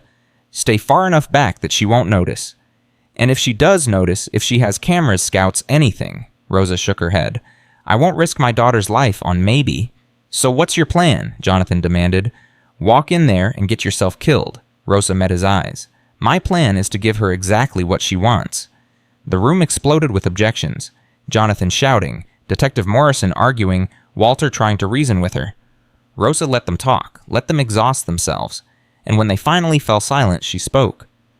"Patricia thinks she knows me. She thinks I'm just a cleaning lady, a nobody, someone she can crush without effort." Rosa's voice was hard, cold. "She's wrong. Rosa. I've been invisible my entire life. I've watched people from the shadows, learned their secrets, understood their weaknesses. I know how to move without being seen. I know how to survive when the odds are against me." She looked at each of them in turn. "Patricia Sullivan has been the hunter for too long. It's time she became the prey." "What are you suggesting?" Detective Morrison asked. "I'm suggesting we give her what she wants me walking into that warehouse alone, but while she's focused on me, while she's gloating over her victory, you hit her from behind." "A distraction." "More than that. A trap within a trap." Rosa pulled out her phone. "She thinks she's the only one who can plan ahead. Let's prove her wrong." For the next 90 minutes, they worked. Detective Morrison positioned unmarked cars 2 miles from the warehouse far enough that Patricia's surveillance couldn't detect them close enough to respond within minutes. Walter called in more favors, a friend who worked at the power company, another, who had access to building blueprints. They mapped every entrance, every exit, every possible escape route. Jonathan arranged for a helicopter to be on standby, ready to pursue if Patricia tried to run. And Rosa prepared herself for what might be the last hour of her life. She stood in the hospital bathroom staring at her reflection in the mirror. The woman looking back at her was tired, scared, desperate, but underneath all that, there was something else. Steel. Rosa had been running her whole life. Running from poverty. Running from violence. Running from the immigration officers who could destroy everything she had built. She was done running. Today, she would stand and fight. At 11:15 a.m., Rosa drove toward the warehouse. She was alone. No weapons, no backup. Nothing but the wire taped beneath her shirt, transmitting everything to Detective Morrison's team. The warehouse loomed ahead, a rusting skeleton of a building that had been abandoned for years. The windows were broken. The walls were covered in graffiti. It looked like the kind of place where people went to disappear. Rosa parked her car and stepped out. Her heart was pounding. Her palms were sweating, but her steps were steady as she walked toward the entrance. The door was open, waiting for her. She stepped inside. The interior was dark, lit only by shafts of sunlight streaming through the broken windows. Dust motes floated in the air like tiny ghosts. "Hello, Rosa." Patricia's voice echoed through the empty space. Rosa couldn't see her yet, but she could hear the smile in her words. "Where are the children?" "Patience, we have so much to talk about first." Footsteps. Patricia emerged from the shadows, dressed in dark clothes, her hair pulled back tight. In her hand, she held a gun. "You actually came. I have to admit I'm impressed." Patricia circled her slowly like a shark examining its prey. Most people would have sent the police, called in favors, tried to play hero from a safe distance. "I'm not most people. No, you're not." Patricia stopped in front of her. "That's what makes this so satisfying. You could have walked away. You could have minded your own business. But you had to be brave. You had to be noble." She leaned closer. "And now your daughter is going to pay for your heroism." Rosa's jaw tightened. "Where is she?" "Close. Very close." Patricia gestured toward a door at the far end of the warehouse. "They're in there, both of them, waiting for you." Rosa started toward the door. "Not so fast." Patricia raised the gun. "First, we talk." "About what?" "About why you did it. Why you risked everything for a child who wasn't yours." Patricia's eyes narrowed. "I've been trying to understand it for days. You had nothing to gain. No money, no power, no advantage. You could have lost your daughter, your freedom, your life. And for what? A stranger's baby." Rosa met her gaze. "Because it was right." Patricia laughed. "Right. There is no right. There's only winning and losing. Taking and being taken from." Her smile faded. "I learned that a long time ago. When I was young, when I was weak, when I believed in things like kindness and fairness and justice. And do you know what I got for that belief? What? Pain, poverty, invisibility." Patricia's voice was bitter. "I worked in hospitals for years, caring for people who treated me like furniture. Rich people who thought they were better than me just because they had money. People who had everything and appreciated nothing. So you started killing them." "I started taking what I deserved." Patricia's eyes blazed. "Those patients who died in my care, they were monsters. Cruel, selfish people who made everyone around them miserable. The world is better without them." "And the Hendersons. Were they monsters too?" Patricia flinched, just slightly, but Rosa saw it. "You know about them. I know you destroyed their family, killed the father, drove the mother insane, took their son." "I loved that boy." Patricia's voice cracked. "I would have given him everything, a real home, a real family. But they wouldn't let me have him. They said I wasn't suitable." Her face twisted with rage. "After everything I did for that family, they said I wasn't suitable. So you came here, found another family to destroy. The Whitmores had everything, money, power, privilege, and they didn't even care." Patricia gestured with the gun. "Caroline spent more time on conference calls than with her son. Jonathan was never home. They had this beautiful child, this perfect little boy, and they treated him like an inconvenience. So you tortured him. You broke him. I shaped him. I made him stronger." Patricia's smile returned. "Silent children don't ask questions. Silent children don't cause problems. Silent children can be molded into whatever you want them to be." Rosa felt sick. "You're insane." "I'm practical." Patricia shrugged. "But it doesn't matter now. It's over. You ruined everything, and now you're going to pay." She raised the gun, pointing it at Rosa's chest. "Any last words?" Rosa looked at the gun, looked at Patricia's cold, dead eyes, and she smiled. "Just one. Now." Patricia frowned. "What?" The windows exploded. Flashbang grenades filled the warehouse with blinding light and deafening sound. Patricia screamed, staggering backward, her shot going wild. Rosa dove to the floor as police officers poured through every entrance shouting commands, weapons drawn. "Drop the weapon! Get on the ground now!" Patricia fired blindly, her shots ricocheting off the concrete floor. She turned and ran toward the back door. Rosa was faster. She tackled Patricia from behind, sending them both crashing to the ground. The gun skittered away across the floor. Patricia clawed at Rosa's face, screaming with rage. "You think you've won? You haven't won anything!" Rosa pinned her down her knee on Patricia's back. "Where are the children? Go to hell!" Rosa grabbed Patricia's hair and slammed her face into the concrete. "Where are they?" Blood poured from Patricia's nose. Her eyes were wild, defiant. "The door," she gasped. "The door at the back. But you're too late. Rosa didn't wait to hear the rest. She scrambled to her feet and ran. The door was locked. She kicked it once, twice, 3 times. On the 4th kick, it burst open. The room beyond was small, dark, filled with old machinery and rusted pipes. And there, huddled in the corner, were Lily and Ethan. They were tied together, their hands bound with zip-ties tape over their mouths. Their eyes were wide with terror. Rosa fell to her knees beside them, her hands shaking as she pulled the tape from their faces. "Mama!" Lily sobbed, throwing herself into Rosa's arms. "I'm here, baby, I'm here." Rosa held her daughter tight, tears streaming down her face. "I've got you. You're safe now. You're safe." Ethan was crying too, reaching for Rosa with his bound hands. "Roro," he whimpered. "Roro." Rosa pulled him close, holding both children against her chest, feeling their small hearts beating against hers. "It's over," she whispered. "It's all over." But even as she said the words, she heard something that made her blood run cold. Patricia's voice echoing from the main room of the warehouse. "You think this is over? This is never over." Then a gunshot, then silence. Rosa held the children tighter, shielding them with her body. "Stay here," she whispered. "Don't move." She crept back to the door and peered out. Patricia lay on the warehouse floor, surrounded by police officers. Blood pooled beneath her. Her eyes were open, staring at nothing. She had grabbed a fallen officer's gun and turned it on herself rather than be taken alive. Detective Morrison appeared at Rosa's side. "It's over," the detective said quietly. "She's gone." Rosa looked at the body of the woman who had tormented them for so long. The woman who had hurt Ethan, who had threatened Lily, who had tried to destroy everything Rosa loved. She felt nothing. No relief, no triumph. Just an empty, hollow exhaustion. "The children," Rosa said. "They need a doctor." "Ambulances are on the way." Detective Morrison put a hand on her shoulder. "You did it, Rosa. You saved them." Rosa nodded slowly. Then she turned and walked back to the room where Lily and Ethan waited. She gathered them in her arms again, holding them close, breathing in the smell of their hair. And finally, for the first time in days, she let herself cry.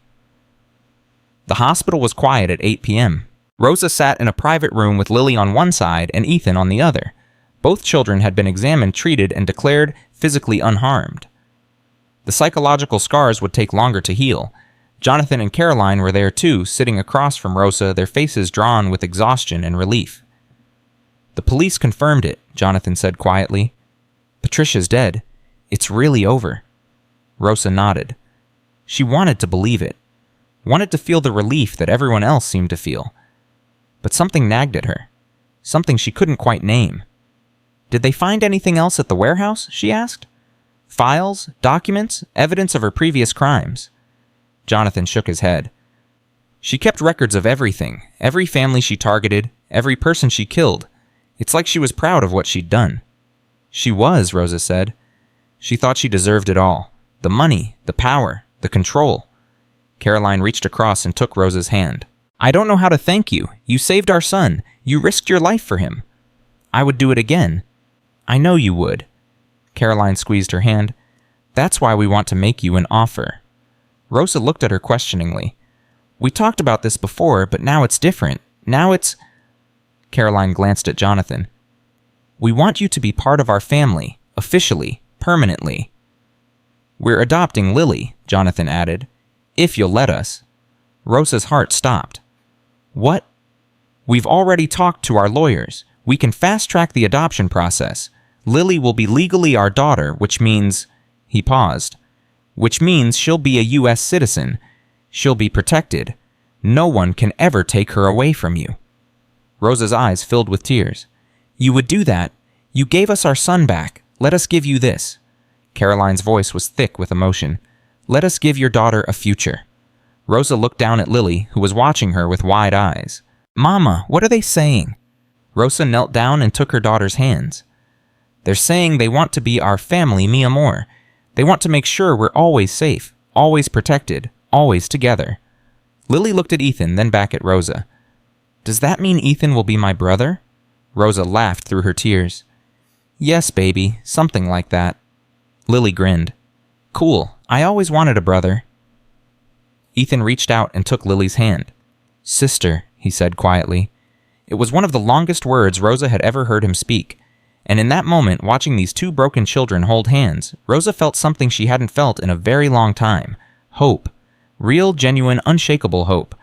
But hope, as Rosa would soon learn, could be a dangerous thing.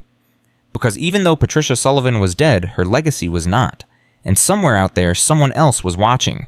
Someone who had been following Patricia's work for years.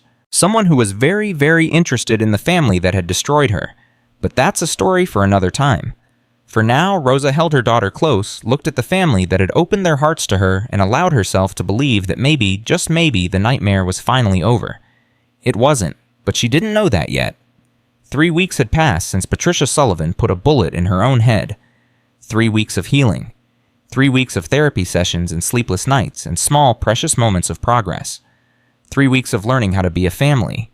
Rosa stood in the kitchen of the Whitmore's new home, a modest colonial in Stamford, far from the ashes of the Greenwich mansion, watching Lily and Ethan eat breakfast together. They were arguing about whose turn it was to choose the Saturday morning cartoon. I picked last time, Lily insisted. It's Ethan's turn. Ethan shook his head solemnly. Lily pick. No, you pick. Lily pick. Rosa smiled. It was such a normal argument, such a beautifully, wonderfully normal moment. Ethan was speaking more every day. Short sentences, simple words, but each one was a miracle.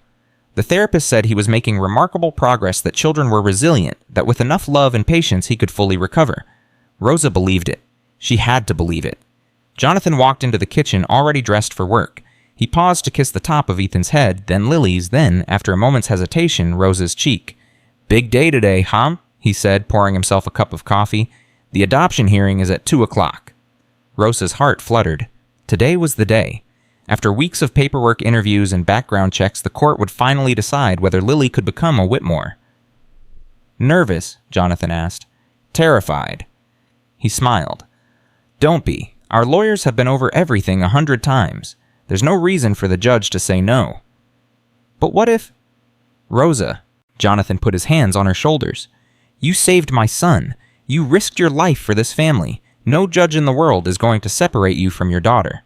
Rosa wanted to believe him, but 15 years of living in the shadows had taught her that the system was not always just, that papers and procedures could destroy lives as easily as they could save them. I'll feel better when it's over, she said quietly. It'll be over soon, and then we can finally start living. He grabbed his briefcase and headed for the door. Then he stopped and turned back. Rosa, thank you for everything. She nodded, unable to speak past the lump in her throat. After he left, Rosa finished feeding the children and started cleaning up the breakfast dishes. Caroline was still upstairs, resting. The doctors had said she needed at least another month of recovery before she could return to normal activities. The poison had done more damage than anyone initially realized. Caroline's liver function was compromised. Her memory was spotty. Some days she couldn't remember what year it was, but she was alive, and she was getting better slowly but surely. Rosa was drying the last plate when her phone buzzed. She glanced at the screen, expecting a reminder about the hearing or a message from Walter. Instead, she saw a text from an unknown number. Her blood turned to ice. She stared at the phone, her hands suddenly trembling. It couldn't be. Patricia was dead. She had seen the body. She had watched them zip the bag closed. With shaking fingers, she opened the message. Did you really think it was over? Rosa's heart stopped. Below the text was a photograph. The Whitmore's new house, taken from somewhere across the street. Rosa ran to the window and looked out. The street was empty, no cars, no pedestrians, no sign of anyone watching. But someone was out there, someone who knew where they lived. Her phone buzzed again. Patricia was just the beginning. The real game starts now. Rosa's mind raced. Who else could be involved? Patricia had worked alone, the police had confirmed it. All her victims, all her schemes, all her crimes had been solo operations. Unless they were wrong. Unless Patricia had a partner they didn't know about.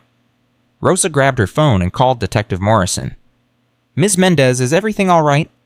I just received a threatening message. Someone knows where we live. Silence on the line. Then, I'll send a unit over immediately. Don't leave the house. Rosa hung up and looked at the children. They were still arguing about cartoons, completely unaware that their nightmare might not be over. She forced a smile onto her face. "Hey, how about we watch a movie in the basement today? We can make popcorn." Lily's eyes lit up. "Can we watch Frozen? We can watch whatever you want." She ushered them downstairs, away from the windows, away from whoever was watching. Then she called Jonathan. "What's wrong?" "Someone sent me a message, a threat. They know where we live." "What? But Patricia's dead." "I know, but someone else is out there." Rosa's voice was steady, but her hands were shaking. "Jonathan, I don't think this is over." The police arrived at 9:47 a.m. 2 uniformed officers swept the perimeter, while Detective Morrison sat with Rosa in the living room examining her phone. "The number is untraceable," the detective said grimly. "Burner phone just like the ones Patricia used. So someone learned from her. Or worked with her." Detective Morrison looked up. "When we searched Patricia's files, we found correspondence with someone she referred to only as M. We assumed it was an alias, maybe an old contact she'd abandoned. But now you think M is real. I think we need to consider the possibility that Patricia wasn't working alone." Rosa felt sick. "Why would someone else be involved? What do they want?" "That's what we need to find out." The detective stood up. "I'm assigning a protection detail to your family. Officers will be stationed outside the house around the clock, and I want you to postpone the adoption hearing." "No, Hem." Detective Morrison blinked. "Excuse me?" "I said no." Rosa's voice was firm. "I've waited too long for this. Lily has waited too long. I'm not going to let some anonymous coward take this away from us." "Ms. Mendez, your safety." "We'll be fine. We'll have police protection. We'll be careful." Rosa met the detective's eyes. "But I'm going to that hearing today, and I'm bringing my daughter home as a Whitmore." Detective Morrison studied her for a long moment, then she nodded slowly. "You're either the bravest person I've ever met or the most stubborn." "Probably both." The detective almost smiled. "All right, but we do this my way. Unmarked cars will escort you to and from the courthouse.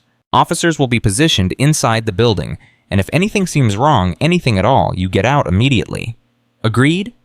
One more thing."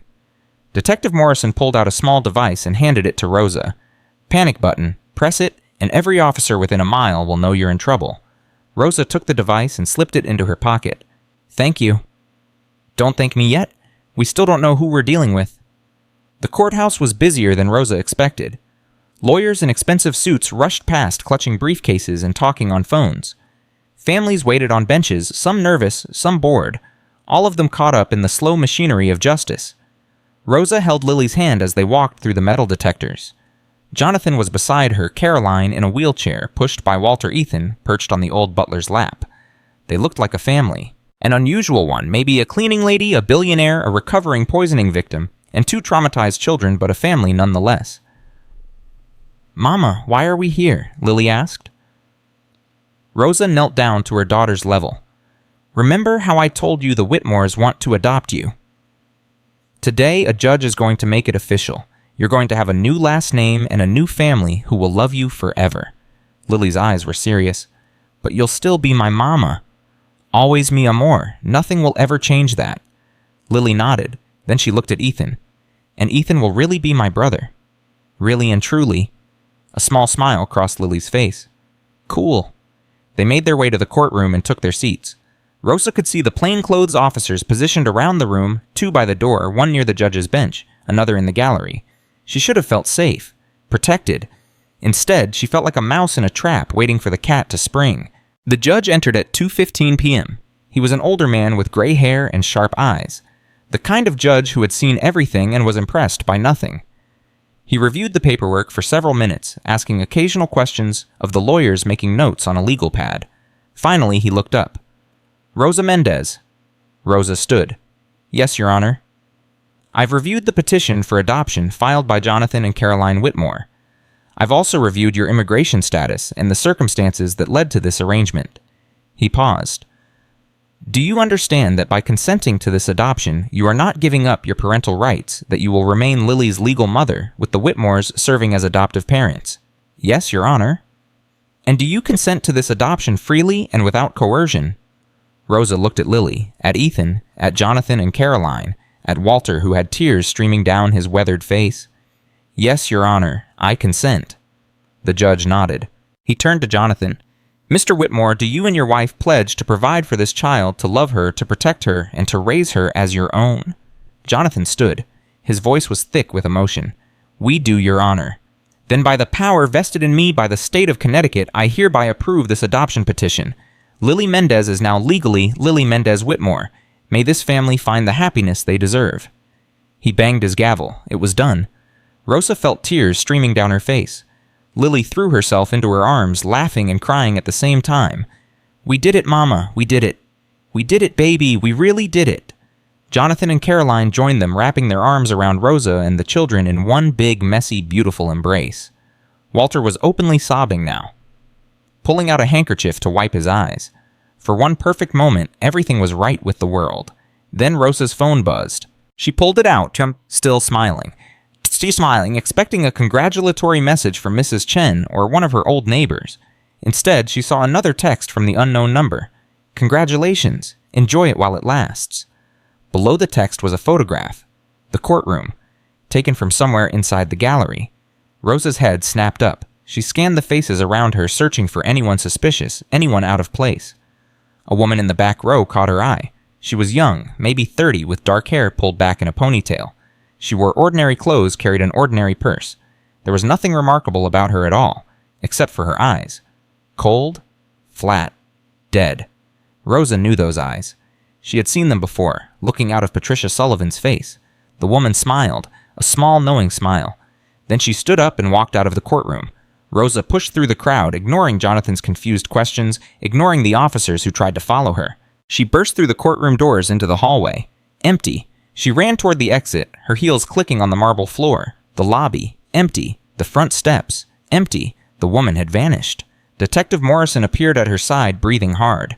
"What happened? What did you see?" Rosa described the woman. The dark hair, the ordinary clothes, the terrible eyes.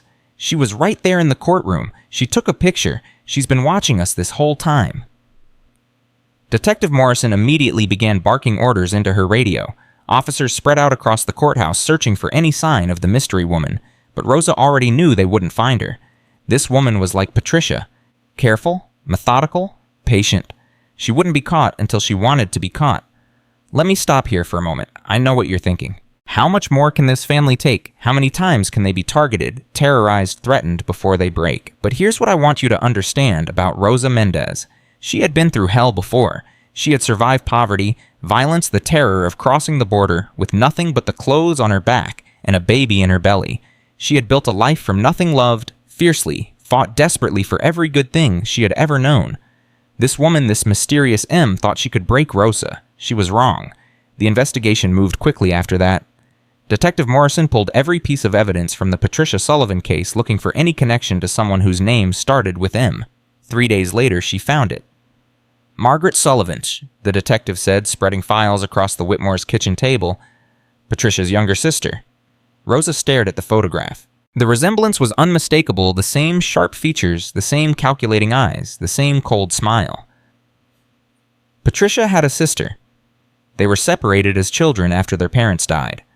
Patricia went to one foster home, Margaret to another.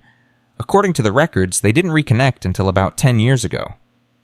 "And you didn't know about this before." Detective Morrison's jaw tightened. "Margaret Sullivan doesn't have a criminal record. No arrests, no investigations. On paper, she's a perfectly ordinary woman with a perfectly ordinary life."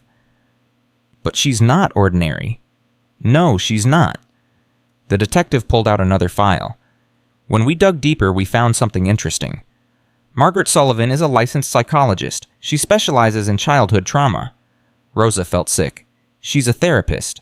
Was a therapist. Her license was revoked 2 years ago after several patients filed complaints about her methods. She was accused of using experimental techniques that bordered on psychological torture." "What kind of techniques?" The reports are sealed, but one patient described it as systematic dismantlement of the personality. She said Margaret tried to break her down completely, erase her identity, and rebuild her as someone else. Rosa thought of Ethan, of the silent, terrified child she had found in that locked room, of the careful, methodical way Patricia had shattered his spirit. She taught Patricia how to do it, how to break children. "That's our theory." Detective Morrison pulled out the last file. "There's one more thing. After her license was revoked, Margaret Sullivan disappeared. Quit her job, sold her house, vanished without a trace. Until now. Until now. The detective met Rosa's eyes. She's been watching you for weeks. She was probably the one feeding Patricia information from the beginning, and now that her sister is dead, she wants revenge. She wants to finish what Patricia started. Rosa's phone buzzed. Everyone in the room froze. Rosa looked at the screen. Unknown number, she answered. Hello, Rosa. The voice was female, calm, almost pleasant. I've been wanting to meet you for a very long time. Margaret. You've done your homework. I'm impressed. What do you want? What Patricia wanted, what I've always wanted. Margaret's voice hardened. Justice, compensation, recognition for all the years we spent invisible, powerless watching people like the Whitmores take everything while we got nothing. Patricia is dead. It's over. It's not over until I say it's over. Margaret paused.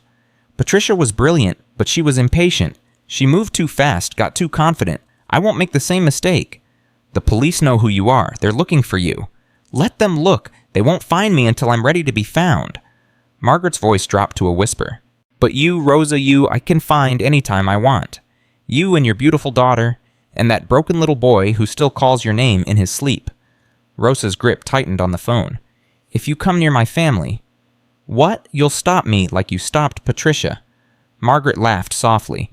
Patricia underestimated you. I won't make that mistake. When I come for you, Rosa, you won't see me coming. You won't have time to fight. You'll just... disappear. Is that a threat? It's a promise. Margaret's voice was ice. Enjoy your new family while you can. It won't last. The line went dead. Rosa lowered the phone. Her hands were shaking, but her voice was steady. She's not going to stop. Detective Morrison nodded grimly. No, she's not. Then we need to stop her first. The next week was the longest of Rosa's life. She didn't sleep. Every sound made her jump. Every shadow looked like a threat. She watched the children, constantly afraid to let them out of her sight for even a moment. Jonathan hired private security armed guards who patrolled the property around the clock. The house was equipped with new alarms, new cameras, new locks on every door and window. But none of it made Rosa feel safe, because Margaret Sullivan was out there somewhere, watching, waiting, planning, and Rosa had no idea when she would strike. On the 8th day, something changed. Rosa was helping Caroline down the stairs. The older woman was finally strong enough to move around on her own, though she still tired easily when Walter appeared in the hallway. His face was pale. Rosa, there's someone at the door. Rosa's heart stopped. Who? She says her name is Margaret Sullivan. For a moment, Rosa couldn't move, couldn't breathe, couldn't think. Then she heard Caroline's sharp intake of breath behind her. She's here? She actually came here? Rosa's mind raced. Margaret Sullivan was at the front door, in broad daylight, with police stationed outside. Why? What possible reason could she have for walking into a trap, unless it wasn't a trap, unless Rosa was the one being played? Where are the children? Rosa demanded. Upstairs, playing in Ethan's room. Keep them there, don't let them come down. Rosa looked at Caroline.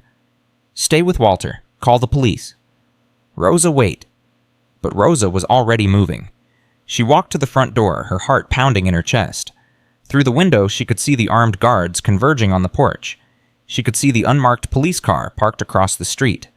She opened the door. Margaret Sullivan stood on the doorstep. She looked smaller in person than Rosa expected. Younger, almost fragile. She wore a simple dress and carried a leather briefcase like a businesswoman arriving for a meeting. But her eyes were exactly as Rosa remembered them. Cold. Dead. Empty. Hello, Rosa, Margaret said pleasantly. May I come in? Rosa stared at her. You're insane. That's a matter of perspective. Margaret smiled.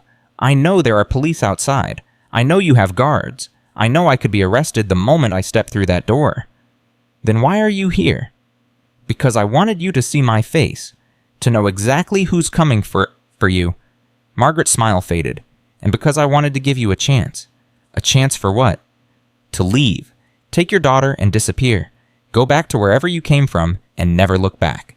Margaret leaned closer. This isn't your fight, Rosa. This is between me and the Whitmores. You don't have to be part of it. Rosa felt something shift inside her. The fear was still there. She would have been a fool not to be afraid, but underneath it something else was rising. Anger.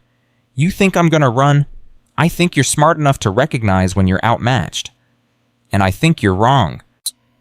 Rosa stepped closer until they were almost nose to nose. I've spent my whole life running. Running from poverty. Running from violence. Running from people who thought they could push me around because I was small and weak and invisible. She jabbed her finger into Margaret's chest. I'm done running. You want to come after my family? Fine. Bring everything you've got. But I promise you this, I will fight you with every breath in my body. And when it's over, you'll be the one who's broken, not me. Margaret studied her for a long moment. Something flickered in those dead eyes, surprise maybe, or respect. Interesting, she said softly. Patricia was right about you. You really are different. Your sister was a monster, and she died like one. She was a visionary. Margaret's voice hardened. She understood what I understood, that the world is divided into predators and prey, that the only way to survive is to become the predator. And the children, Ethan, the other families you destroyed, they were just prey to you. They were necessary sacrifices. Rosa felt her hands curl into fists. Get off my property. One more thing. Margaret reached into her briefcase. The guards tensed hands, moving toward their weapons. But all she pulled out was a photograph. She handed it to Rosa. It was a picture of a house. A small, modest house with a white fence and a garden full of flowers. Do you recognize it? Rosa frowned. Should I? It's where you used to live, in Mexico, before you came to this country. Margaret smiled. Beautiful garden. Your mother planted it, didn't she? I heard she was quite the gardener.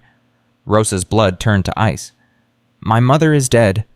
I know, car accident. Very tragic. Margaret's smile widened. But you still have family there, don't you, aunts? Cousins? People who helped you escape all those years ago. Rosa couldn't breathe. If you hurt them... I won't have to. Not if you cooperate. Margaret tucked the photograph back into her briefcase.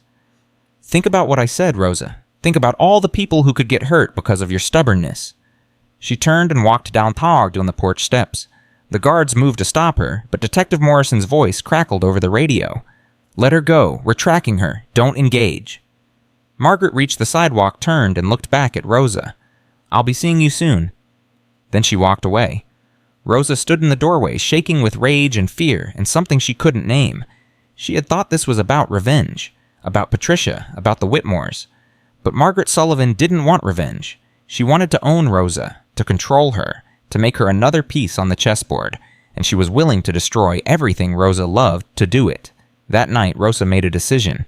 She waited until the children were asleep, until Jonathan and Caroline had retreated to their room, until the house was quiet. Then she found Walter in the kitchen, sitting alone with a cup of tea. I need your help, she said quietly. Walter looked up. His old eyes were sharp despite the hour. What kind of help? The kind that might get us both in trouble. Walter set down his tea. Tell me. Rosa sat across from him. Margaret Sullivan knows about my family in Mexico. She's threatening them, and I know the police are tracking her, but she's too smart. She'll have backup plans, escape routes. By the time they catch her, if they catch her, it might be too late. So what do you want to do? Rosa met his eyes. I want to go on the offensive. Stop waiting for her to make a move. Find her before she finds us.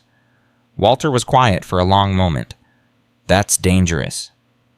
Everything about this situation is dangerous. The police won't like it.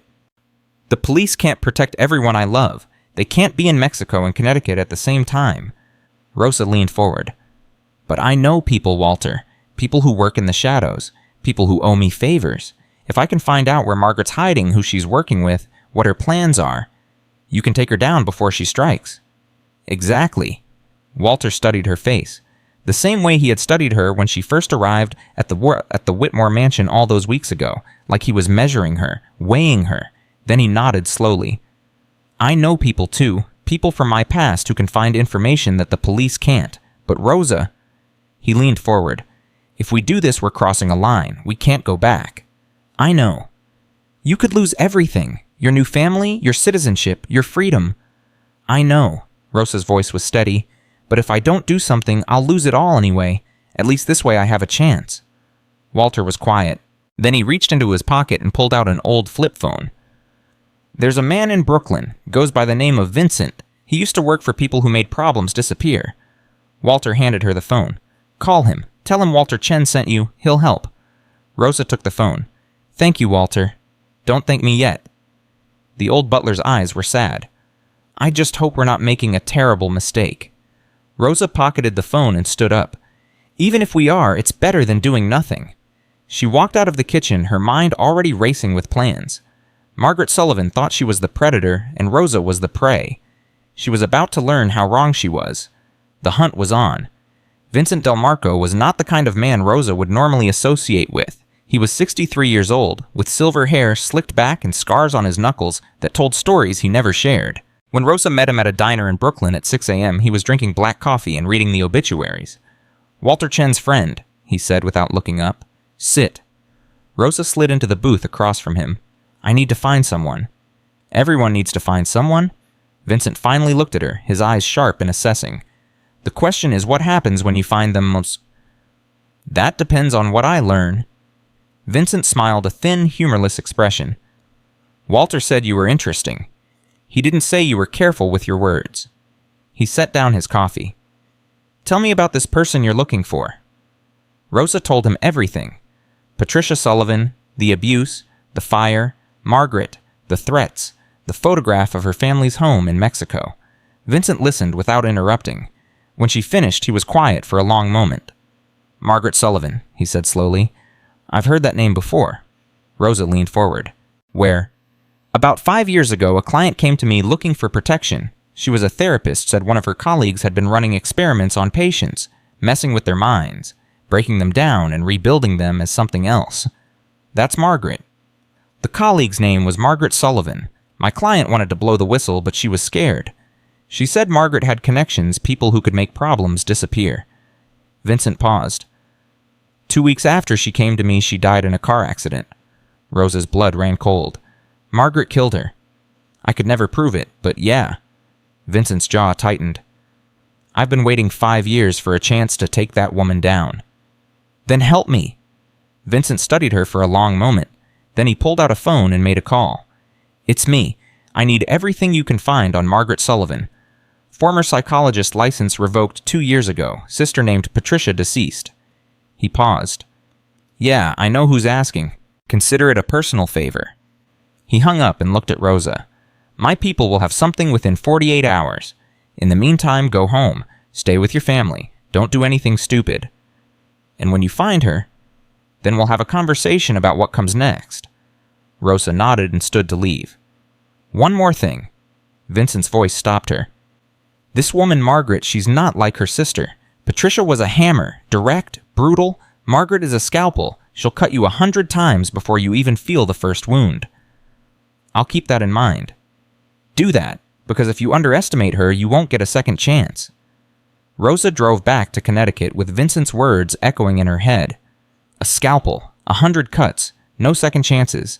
She thought about all the people Margaret had destroyed, the patients, the families, the woman who had tried to expose her and ended up dead. This wasn't just about revenge for Patricia. This was about power, control, the pleasure of watching other people suffer.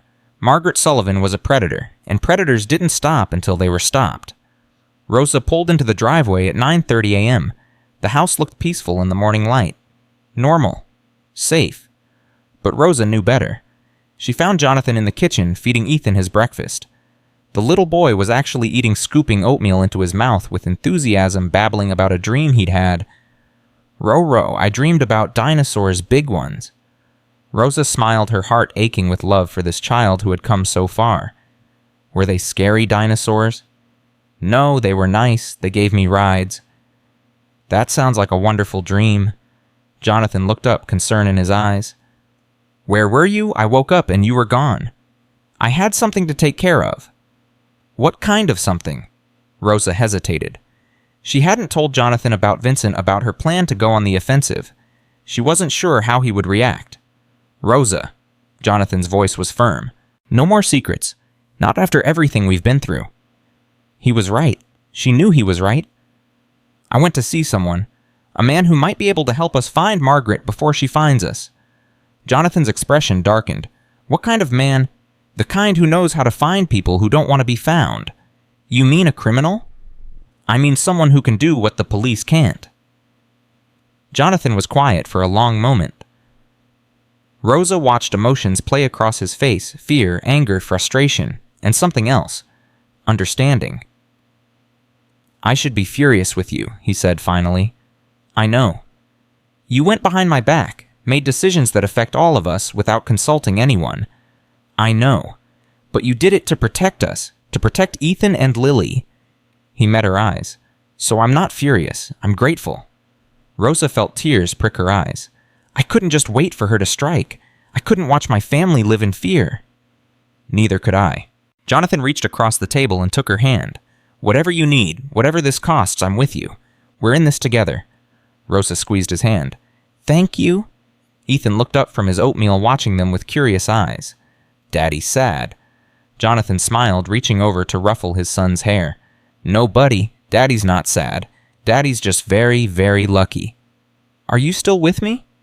Because what happened next changed everything. Everything Rosa thought she knew. Everything she thought she was prepared for. The truth was about to come out. And it was worse than anyone could have imagined. Vincent called at 3:47 p.m. the next day. "We found her." Rosa's heart stopped. "Where?" "That's the interesting part. She's not hiding. She's not running." Vincent paused. "She's been living in Hartford for the past 6 months. Has an apartment, a job, a whole life that nobody knew about." "What kind of job?" "She's working at a children's psychiatric facility. Under a different name, of course, but it's her." Rosa felt sick. "She's still working with children." "Gets better. The facility she works at, it specializes in treating childhood trauma, kids who've been abused, neglected, abandoned." Vincent's voice was grim. "She's got access to the most vulnerable children in the state." Rosa's mind raced. Margaret Sullivan working with traumatized children, teaching them, shaping them, breaking them, just like she'd done with Patricia's victims. "We have to stop her." "That's what I figured you'd say. I've got an address. But Rosa, this woman knows you're coming. She practically announced herself at your front door. Whatever she's planning, she wants you involved. I don't care what she wants. I care about stopping her." "Then meet me tonight. Same diner, midnight." Vincent paused. "And Rosa, bring backup. Someone you trust completely. This isn't going to be a conversation." Rosa hung up and stared at her phone. Tonight. In 9 hours, she would confront Margaret Sullivan. She thought about the children at that facility, broken, scared, desperate for help, and instead of help, they were getting a monster. No more. It ended tonight. Rosa told Jonathan everything. He listened without interrupting, his face growing paler with every word. When she finished, he was silent for a long moment. "I'm coming with you." "Jonathan, don't argue. You said bring backup. I'm your backup. You have children to think about. If something happens to both of us. If something happens to you, those children lose the best thing that ever happened to them." Jonathan's voice was fierce. "I won't let you do this alone." Rosa wanted to argue, wanted to protect him the way she'd been protecting everyone since this nightmare began, but she was tired of carrying this weight alone. "Okay," she said quietly. "We do this together." Jonathan nodded. Together. They made arrangements. Caroline would stay with the children, protected by armed guards, and Walter. Detective Morrison was informed of the situation. Rosa insisted on that much, even though she knew the police couldn't be directly involved in what was about to happen. At 11 p.m., Rosa kissed Lily and Ethan goodnight.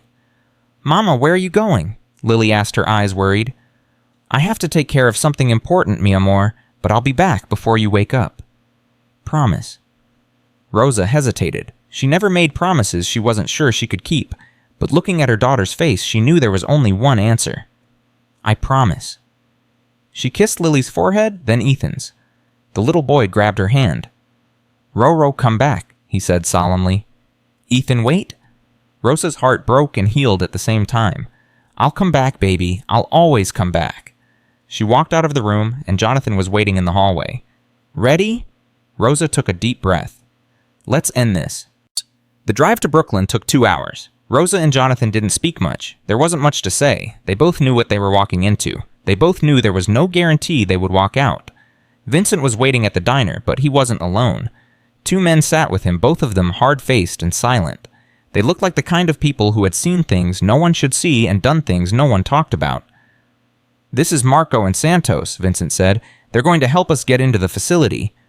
"What's the plan?" Rosa asked. "Margaret works the night shift. 3 nights a week, she's alone with the children from midnight to 6 a.m. Vincent spread a blueprint across the table. The facility has security, but it's minimal. 1 guard at the front desk, cameras in the hallways. Nothing we can't handle. And Margaret, she'll be in the East Wing where they keep the most severe cases. Kids who can't sleep, who have nightmares, who need constant monitoring. Vincent's jaw tightened. She's been requesting more and more night shifts with those kids. God only knows what she's doing to them. Rosa studied the blueprint. How do we get in without setting off alarms? Marco used to work security for buildings like this. He knows every weak point, every blind spot. Vincent looked at her. We go in through the service entrance, disable the cameras, neutralize the guard non-lethally, and then we find Margaret. And when we find her, Vincent was quiet for a moment. That's up to you. We can hold her until the police arrive, or... He didn't finish the sentence. Rosa understood. I want her to face justice. Real justice. I want her to spend the rest of her life in a cell knowing that she lost. That's what I hoped you'd say. Vincent stood. Let's move. The facility was quiet at 1:30 a.m. Marco disabled the security cameras with practiced efficiency, while Santos neutralized the guard, a quick sleeper hold that left him unconscious but unharmed. Rosa moved through the hallways with Jonathan close behind, her heart pounding in her chest. The East Wing was at the end of a long corridor. The lights were dimmed, and Rosa could hear the soft sounds of children sleeping behind closed doors. She thought of Ethan, of how close he had come to becoming one of these broken children. Her resolve hardened. The door to Margaret's office was closed. Rosa nodded to Vincent, who positioned himself on one side while Marco took the other. Jonathan stayed behind Rosa, his hand on her shoulder. She pushed open the door. The office was empty. Rosa's blood ran cold. She's not here. Vincent was already moving, checking the corners, the closet, anywhere someone could hide. Nothing. She knew we were coming, Rosa breathed. She knew. Her phone buzzed. A text from an unknown number. Did you really think it would be that easy? Below the text was a video. Rosa pressed play. The video showed her living room. Caroline sitting on the couch. Walter standing by the window. And behind them, moving through the shadows, was Margaret Sullivan. Rosa's scream echoed through the empty hallway. The drive back to Connecticut took forever and not long enough. Rosa called Caroline 17 times. No answer. She called Walter. No answer. She called the police, screaming at Detective Morrison to get to the house immediately. We have units en route, the detective said. Rosa, whatever you do, don't go in alone. Rosa hung up. Jonathan was driving, pushing the car to its limits, weaving through traffic like a man possessed. She was never at the facility, he said, his voice hollow. The whole thing was a setup. She wanted us out of the house, away from the children. But how did she know? How did she know we were coming? Rosa's mind raced. Vincent, Marco, Santos, someone had talked. Someone had betrayed them. Or maybe Margaret was just that good. They pulled up to the house at 3:47 a.m. The front door was open. Rosa was out of the car before it stopped moving, running across the lawn, bursting through the entrance. The living room was chaos. Furniture overturned. A lamp shattered on the floor. Signs of a struggle everywhere. Caroline! Rosa screamed. Walter, Lily! A sound from upstairs. Footsteps. Running. Rosa took the stairs 3 at a time. Ethan's room. Empty. Lily's room. Empty. The master bedroom door was closed. Rosa kicked it open. Margaret Sullivan stood in the center of the room. Caroline was on the floor, unconscious but breathing. Walter was slumped against the wall, blood trickling from a cut on his forehead. And in Margaret's arms, held like shields, were Lily and Ethan. Both children were awake. Both were crying. Both were looking at Rosa with absolute terror in their eyes. Hello again, Rosa, Margaret said pleasantly. I was hoping you'd make it back in time. Now listen to me carefully. This is the moment everything came down to. All the fear, all the fighting, all the sacrifice it led to this room. This woman, these children. Rosa had faced impossible odds before. She had crossed deserts, survived violence, built a life from nothing. But she had never faced anything like this. A monster holding her children, and no good options left. Let them go, Hen. Rosa's voice was steady, but her hands were shaking. Why would I do that? They're my insurance. Margaret smiled. Besides, they're such lovely children. So innocent. So trusting. It would be a shame to damage them. If you hurt them, you'll what kill me? Margaret laughed. You're not a killer, Rosa. That's your weakness. You have too much conscience, too much compassion. It makes you predictable. Jonathan appeared in the doorway behind Rosa.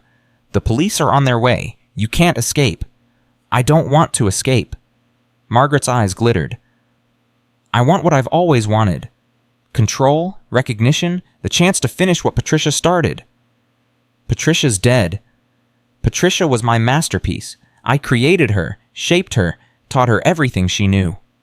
Margaret's voice was thick with pride. When she was young, she was weak, broken, nobody. But I rebuilt her, made her strong, made her powerful, made her into the woman who almost brought the mighty Whitmore family to its knees. Rosa felt sick. You made her into a monster. I made her into a survivor. The world is cruel, Rosa. It crushes the weak and rewards the strong. Patricia understood that. I thought you might understand it too. I understand that you're insane. Am I? Margaret tilted her head. Or am I just honest about what it takes to survive? You've done terrible things too, Rosa. Crossed borders illegally. Lived under a false identity. Lied to the people you loved. I never hurt children. No, you just enabled a system that hurts children every day. A system that separates families, that puts kids in cages, that treats people like criminals for wanting a better life. Margaret's smile faded. Don't pretend you're better than me. We're the same. We're nothing alike. We're exactly alike. We're both survivors. We both do whatever it takes to protect what's ours. Margaret pulled Lily closer and the little girl whimpered. The only difference is I'm willing to admit what I am. You still pretend to be something you're not. Rosa took a step forward. Last chance, Margaret. Let them go. Or what? Rosa didn't answer. Instead, she looked at Lily. Mi amor, do you remember what I told you about being brave? Lily's eyes met hers through the tears. Always, Mama. I need you to be brave right now. Can you do that? Lily nodded slowly. When I say now, I need you to go limp, like a rag doll. Can you do that? Margaret's eyes narrowed. What are you at now? Everything happened at once. Lily went limp, her body slipping through Margaret's grip like water. Ethan, seeing his sister move, did the same, dropping to the floor and crawling away. Margaret lunged for them, but Rosa was faster. She tackled Margaret with every ounce of strength she had, driving her backward into the wall. They crashed through a closet door, tangled together, fighting for control. Margaret was stronger than she looked. Her hands found Rosa's throat, squeezing, cutting off her air. I'm going to kill you, Margaret hissed. I'm going to kill you, and then I'm going to take those children and disappear, and no one will ever find us. Rosa's vision was going dark. She could feel her strength fading, her lungs burning for air. She thought of Lily, of Ethan, of everything she had fought for, and she found one last reserve of strength. Her hand closed around something hard on the floor, a shard of broken mirror from the closet door. She drove it into Margaret's shoulder. Margaret screamed, her grip loosening. Rosa gasped for air, rolling away, scrambling to her feet. Margaret pulled the shard from her shoulder, blood pouring down her arm. Her eyes were wild and sane. You think this changes anything? You can't stop me. You can't. The gunshot was deafening. Margaret's body jerked. She looked down at her chest, at the red stain spreading across her shirt. Then she looked up at Jonathan, who stood in the doorway with a gun in his trembling hands. You shot me. She collapsed. Rosa rushed to her children, gathering them in her arms, holding them so tight she was afraid she might break them. It's over, she whispered. It's over. You're safe. You're safe. Lily was sobbing against her chest. Ethan was silent, his small body shaking. Jonathan dropped the gun and fell to his knees beside them, wrapping his arm around all three. I'm sorry, how, he was saying over and over. I'm sorry. I'm sorry. And in the distance, Rosa could hear sirens. The police arrived at 4:12 a.m. Margaret Sullivan was rushed to the hospital in critical condition. She would survive. The bullet had missed her heart by inches, but she would spend the rest of her life in prison. Caroline regained consciousness with nothing worse than a concussion. Walter's wound was superficial, though he would carry the scar for the rest of his days. And the children were safe. Rosa sat in the ambulance, Lily in her lap, Ethan pressed against her side. Both children had stopped crying, but neither would let go of her. Detective Morrison appeared at the ambulance door. Ms. Mendez, I need to take your statement. Can it wait? The detective looked at the children, at Rosa's exhausted face, at the dried blood on her hands. It can wait? She turned to leave, then stopped. Rosa, what you did tonight? It was incredibly stupid. Reckless? Dangerous. Rosa met her eyes. But also incredibly brave. The detective almost smiled. I'm glad you're okay." "Thank you." Detective Morrison walked away. Jonathan climbed into the ambulance and sat beside Rosa. He looked like he had aged 10 years in a single night. "I killed someone," he said quietly. "I shot a woman." "You saved our children." "I know, but I still—" He couldn't finish. Rosa reached over and took his hand. "You did what you had to do. That's not murder. That's protection." "How do you live with it? The violence, the fear, the constant threat?" Rosa thought about the question, really thought about it. "You don't live with it," she said finally. "You live through it. You survive. And then you hold on to the people you love, and you don't let go." Jonathan squeezed her hand. "I don't know how you do it, how you stay so strong." "I'm not strong. I'm stubborn." Rosa almost smiled. "There's a difference." 6 months later, Rosa stood in a courtroom for the second time in her life. But this time, she wasn't watching an adoption hearing. She was watching Margaret Sullivan be sentenced to life in prison. The prosecutor had laid out the evidence in devastating detail. The murdered patients, the destroyed families, the children whose minds she had shattered, Patricia, the Whitmores, all of it. Margaret sat at the defendant's table, her face blank, her eyes empty. She hadn't spoken a word during the entire trial. The judge looked down at her. "Margaret Sullivan, you have been found guilty of multiple counts of murder, attempted murder, kidnapping, assault, and child abuse. Your crimes are among the most heinous this court has ever seen. You preyed on the vulnerable, destroyed the innocent, and showed no remorse for any of it." He paused. "It is the judgment of this court that you be sentenced to life in prison without the possibility of parole. May God have mercy on your soul, because this court has none." The gavel came down. Rosa watched as the guards led Margaret away. At the door, Margaret turned and looked directly at her. Their eyes met. Rosa expected to see hatred, rage, the promise of revenge.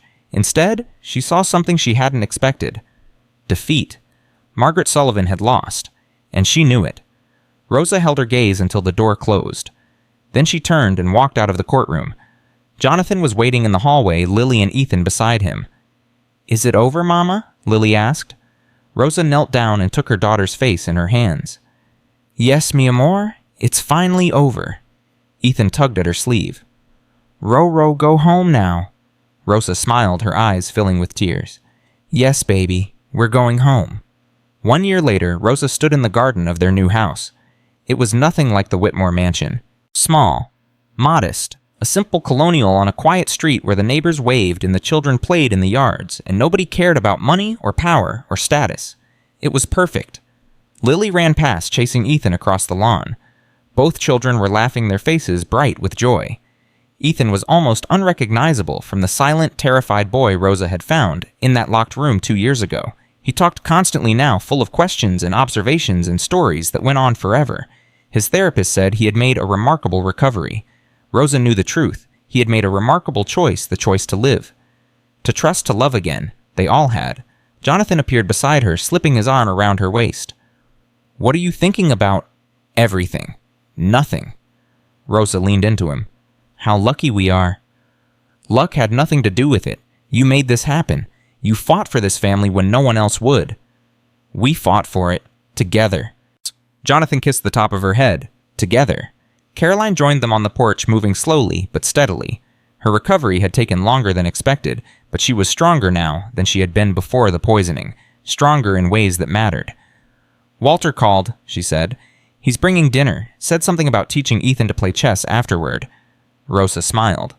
Walter had officially retired, but he still came by almost every day. He said he was too old to learn new habits. Really, he just couldn't stay away from the children. None of them could. As the sun began to set, Rosa called Lily and Ethan inside. "Time to wash up for dinner." "5 more minutes, Mama." "Now, mi amor." Lily groaned dramatically, but came running, Ethan right behind her. They thundered up the porch steps and into the house, leaving a trail of laughter in their wake. Rosa watched them go. She thought about everything that had led to this moment.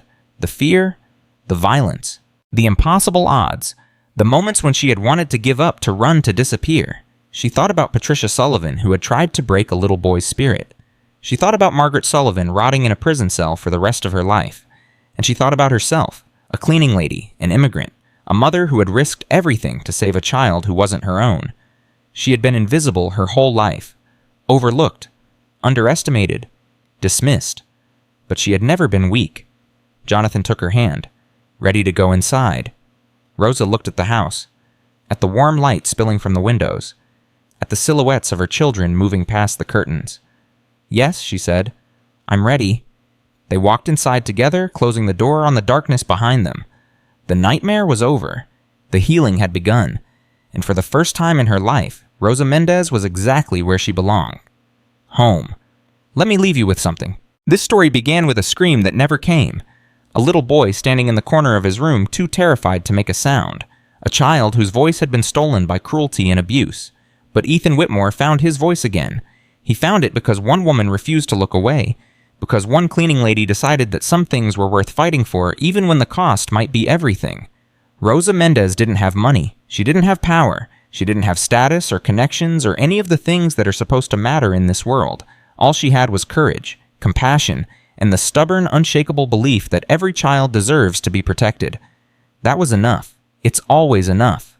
So if you're watching this right now and you know someone who's suffering in silence, a child, a friend, a stranger whose eyes tell a story their voice can't speak, don't look away. See them, hear them, fight for them. Because sometimes the most powerful thing you can do is simply refuse to be silent. Sometimes one voice is all it takes to change everything. That's the true story of the millionaire baby who lost his voice and the cleaning lady who helped him find it again. Thank you for staying with me until the end. If this story touched your heart, share it with someone who needs to hear it. And remember, no matter who you are, no matter where you come from, no matter what the world tells you about your worth, you have the power to make a difference. You have the power to save a life. You just have to choose to use it. The end.